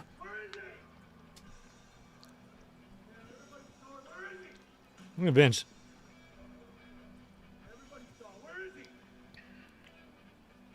Hillbilly. Left the arena floor in a furious rage. His championship reign of brief and Gold dust. all because of Stone Cold Steve Austin. You can see the extent of his rage. You can see the depth of his fury. And you can see what the World Wrestling Federation Championship meant down deep inside to Bret the Hitman Hart. What do you want? Get the hell out of here. Brett's so mad. It's kind of the beginning of the heel turn, you know? Get out of here. Because then in a couple of weeks, he's going to face Sid again in a cage and lose again to Sid. And that's when he goes ape shit. So he loses 3 times to Sid. 3 title matches against Sid and lost them all. Crazy. Taker against Psycho Sid for the World Wrestling Federation Championship in a match that will set new standards, I'm certain, for intensity. Of course, it comes to you from the Rosemont Horizon, suburban Chicago, notwithstanding a no-holds-barred matchup. Yes, there you have it. The Hitman Bret Hart against... What is the word over Austin's head? What does that say? Paul, what the fuck is it? matches and many more, of course, that you're actually awaiting as well. The answer to the challenge initiated by Farouk, I'm sure Ahmed Johnson, who is over in Germany as we speak, will respond very favorably to that challenge. Well, I'm sure Ahmed Johnson will. You know why? Because he's obviously stupid. Ahmed Johnson, Ah. if you're in Germany, listen to a little word of wisdom from the king. Don't respond. Trouble already tonight. What with this melee that you started out? This melee. You did start that, Lawler. Who knows, they could come back here any I wish they would, McMahon. I got a little something for him, okay? Standing by right now, ladies and gentlemen, we have Todd Pettengill, and I believe we actually are going to conduct... All right. Pettingill's going to get a real interview here. Give it up for Ken Shamrock once again. Ultimate Fighting Champion right here. Ken, you enjoy the action here tonight? Yeah, it's got me standing on my toes here. I tell you, there's a lot of action happening. What a charisma fountain Ken Shamrock is. Got some folks with you. I want to just introduce them if you could. This is my wife, Tina. Right, Tina? Tina, come get some ham. That's my better half. Tina has laryngitis, I understand. Tina, can you just say hi? Oh. Don't let her. She's got laryngitis. Don't let her breathe into the microphone, you moron. That shit's got to be contagious, right? Mike Lay's a great guy. There's a lot of good action tonight. It's really exciting. Must be proud of this young man, huh? Yes, I am. He's a great man. Now, as long as I have your couple of quick predictions, WrestleMania, title on the line, Undertaker, Psycho Sid, who do you like? Well, I'll tell you, it's going to be kind of a toss-up, but I think The Undertaker's got a little more technique, a little more balance. All right, now, how about the submission match? Something I know you know a lot about. Bret the Hitman Hart, Stone Cold Steve Austin. Remember, submission match. Who do you like? Well, I'll tell you what, Bret Hart I've seen, he's got a lot of skill, he's quick, but also Stone Cold Steve Austin has got no quit in him, so that's a toss-up. I can Oh. pick either one of them. Come on, give me one. I tell you, it's going to be close, it's going to be an exciting match. Well, you're going to be the referee, bro. You can't go out on a limb. No, it might break. Who's going to beat Stone Cold Steve Austin? Yes. The Hitman Bret Hart. No. See there? Well, here we go, ladies and gentlemen. The Undertaker about ready to launch. I was looking up Shamrock's wife. It looks like they were divorced in 2002. I was like, is he still with her? But he is not. Oh my God, PG-13. I remember them from, well, I guess USWA.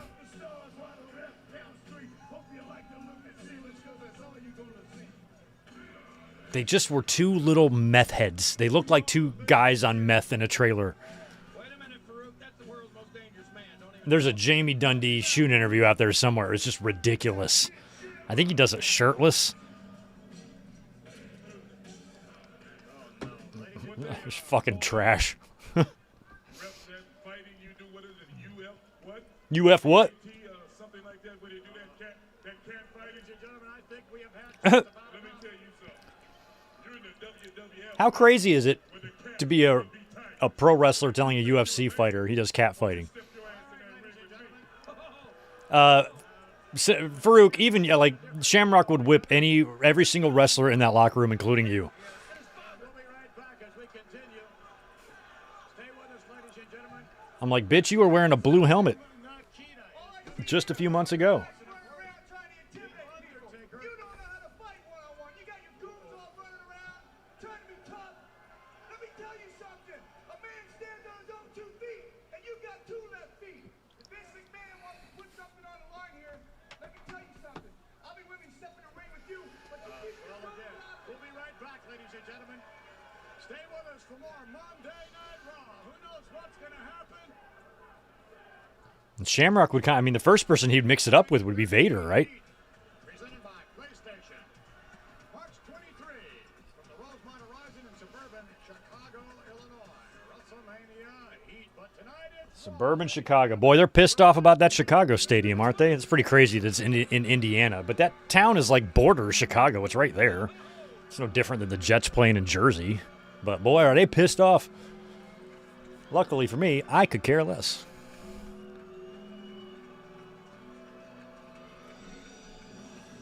Introducing from Death Valley, weighing 328 So crazy, The Undertaker coming back out. I mean, because he wrestled in the Manhattan Center.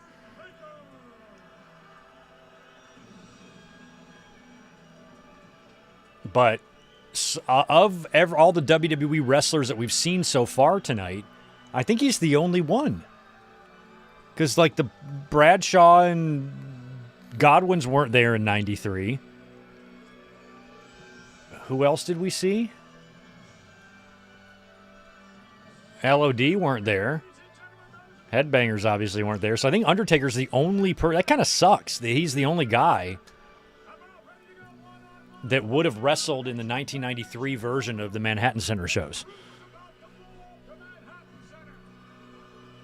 I think he wrestled on the first one, right?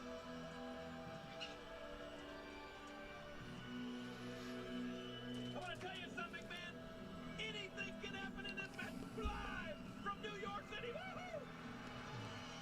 Lights are up. Look at that. Not him. Look at that. Okay, so the Dudley Boys are really new. thus far. It has been a night of extreme action, all right. And there's no reason to think I did hear about the trouble that Duke Drosy got in. I just assumed he was in jail, so I don't know the latest on it. I don't want to know. Taker owns the ring. And outside, there he is, Farouk, leader of the Nation of Domination. He better watch himself. Goes out there at ringside as well. Jim Shamrock, they had words before we went to break. Well, if you call him Farouk again, you better watch yourself. Shamrock, Farouk, and Undertaker would all be in the same faction in about 2 years, right? They were all in the ministry.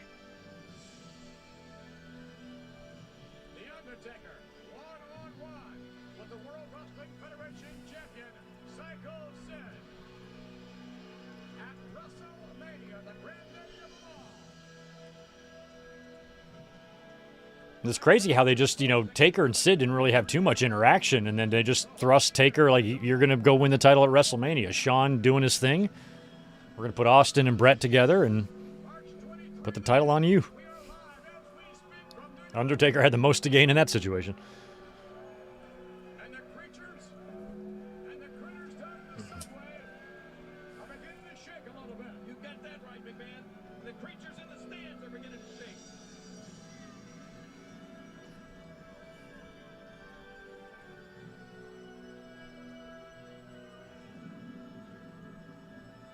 Conversation going on with the Nation of Domination. Jim All right. Manhattan Center. Jammed packed Manhattan Center. What is the attendance in there? 600? New York City, this is where Raw originated, ladies and 800 maybe? I don't know. of 93. Can't be that much. Consultation going on. And who knows what we're going to see here in this matchup. Maybe less. Whether or not the extreme It's probably less. maybe the blue guy's going to come out here and get you. No, the blue guys can come out here and get you. I guess the only intelligent person in New York I mean, ECW did sell a fair amount of them BWO shirts. Get a shot. Come on, cameraman, right there. What does that say? Extreme chicken wimps. You coming from those little snots? Those kids are 9. Sit down, you moron. Lawler, sit down, you moron. The Nation of Domination. Well, that's one way to go at it. Just go ahead outside. Now, Undertaker would defend the title against Farouk at the King of the Ring in a match that wasn't very good.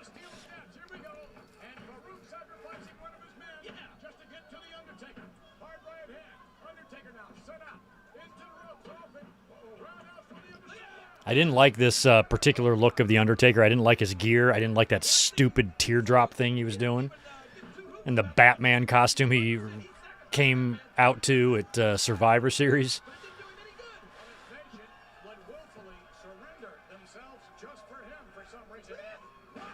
He was kind of wearing this like baggy shirt now. I just didn't like it.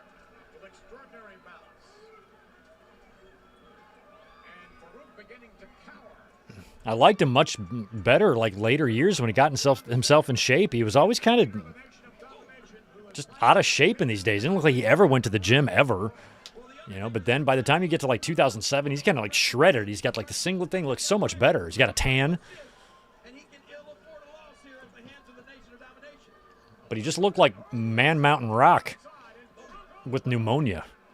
That's all he looked like to me.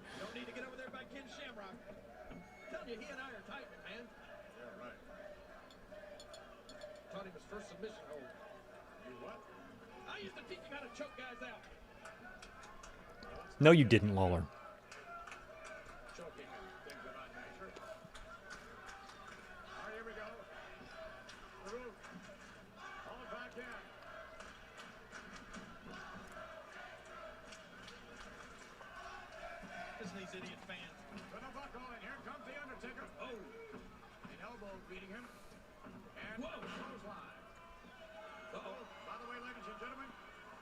Yeah, so far, unless we can think of something better, I think TNA Slammiversary 08 might be the pick for next week, something different.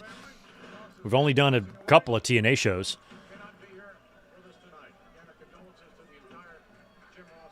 Oh. I did not hear what Vince just said. Who died in Jim Ross's family? Maybe his mom, or... But they're offering their condolences to Jim Ross.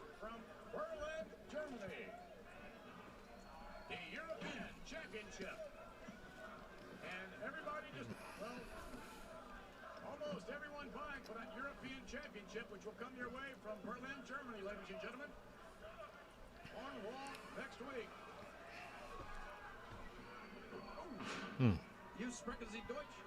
McMahon, come on, do you? Do I speak German?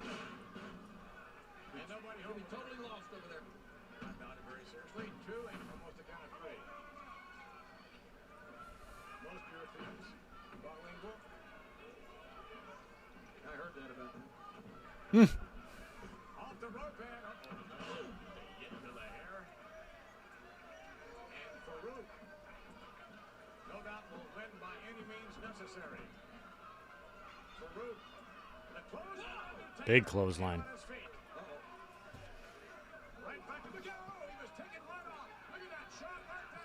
This is D'Lo before D'Lo, you know? I don't even think he had a name yet.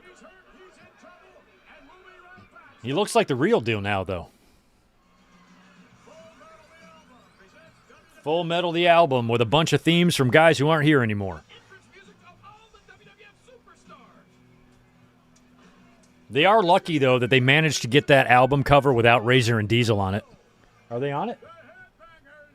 They're not. Maybe Vince knew. Maybe he knew when they produced that, hey, those guys might not be with me. Their contracts are up. So Gold Dust, Taker, Brett, Shawn, and Sid. The Rewind.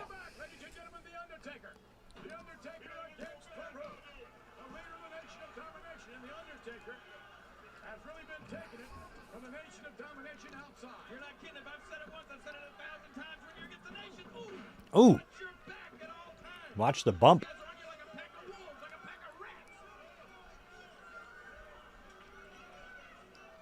Yeah, he's got the ginger roots, yep.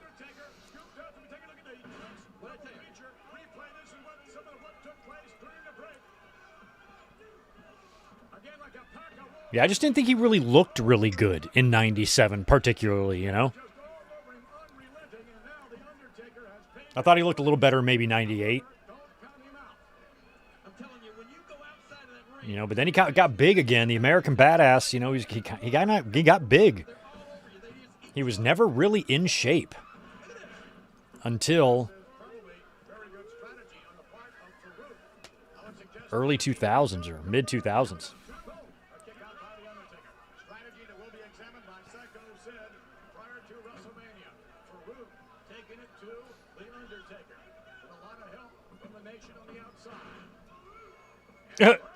I mean, Farouk, what are you doing, man?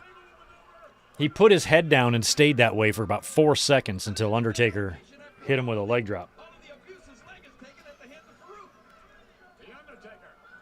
I always thought Simmons, well, in these days, younger he was fine, but in these days, I always thought Farouk, Ron Simmons, was real stiff looking in the ring.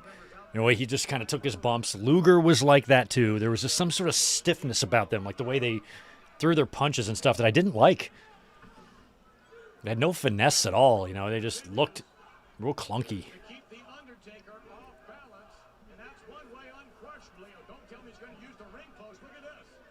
Undertaker trying to block it now.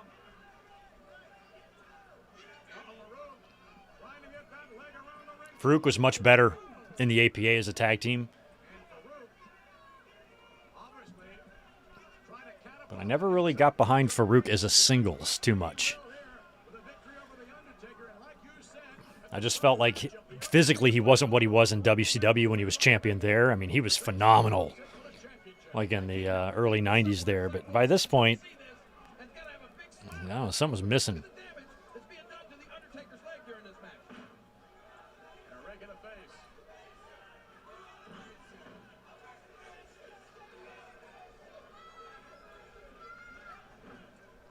I love that you can hear a lot of individual voices in this tiny-ass crowd. On Monday Night Raw, we're back where it all began, where it originated. Back in January '93, the Manhattan Center, live from New York City, again, The Undertaker is in the Oh. The Undertaker now, trying to move back in, rolls him out, here we go, this could do it, and no, take out by Farouk. You never know what's going to happen on Monday Night Raw. You don't know for sure what's going to happen at WrestleMania either, McMahon. Why don't you just keep, little things here, so to speak. Yeah, and Barely Legal would happen after WrestleMania.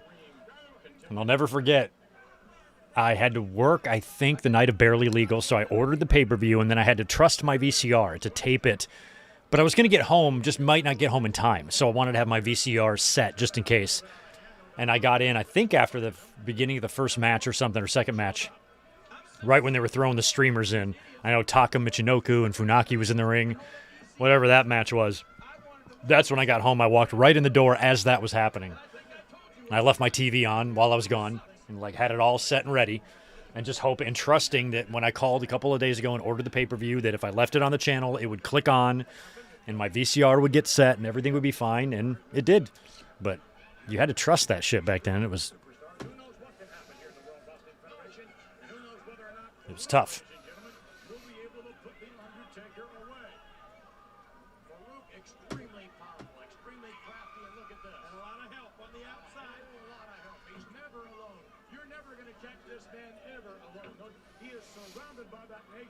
Every place he goes. But The Undertaker is out. Nope. No, The Undertaker's not out. Farouk just hammering away. And The Undertaker back up on his feet, but for how long? I don't know, but he's up pretty quickly there. Undertaker with a boot to the chest area. Oh, God. Undertaker with the right hand. Undertaker hammering away on Farouk. Undertaker setting up the leader of the Nation of Domination. No, reversal off the left hand. He had that weird power slam, too, Farouk. No. Look at Vlad. Does Vlad have a kid? Like, Vlad has got a kid on his lap. Maybe that's his nephew or one of his friend's kids. I wasn't aware Vlad ever married or anything. Oh. And now, you wonder whether or not The Undertaker has the wherewithal. Get the Nation of Domination member down there, Ralph. Whether or not That's one less nation member. will we see the Tombstone? I love that the New York crew got the front row seats there. The hat and the glasses and long hair guy. The Undertaker The glasses backward hat guy, the dude with the bandana, and Vlad. You don't like him either. The Undertaker now. Whoa, look at this! Oh. He was taken right over. But he's on his feet. The Undertaker outside, and this is trouble. Uh-oh. And Farouk with those steel steps.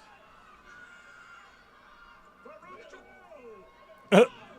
Down goes Farouk. And those steps dumped right down on top of him.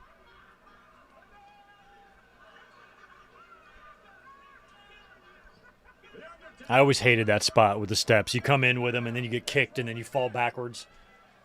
But there's that little divot in it, so it falls on your face, but it doesn't hit your face. It's just stupid. The Undertaker sets him up for the ride, coming off, and oh, here we go. No, it's going to be Farouk. Oh. Look at this! Can you believe this? Make sure I have my volume off so that timer doesn't go off, or the buzzer. Oh, there we go. I was about to say, this thing's better be ending here. And we get a DQ finish on the Manhattan Center Raw. Oh, there we go. LOD shows up, which I had no idea they did a double count out. And there we go. Taker and the LOD taken out.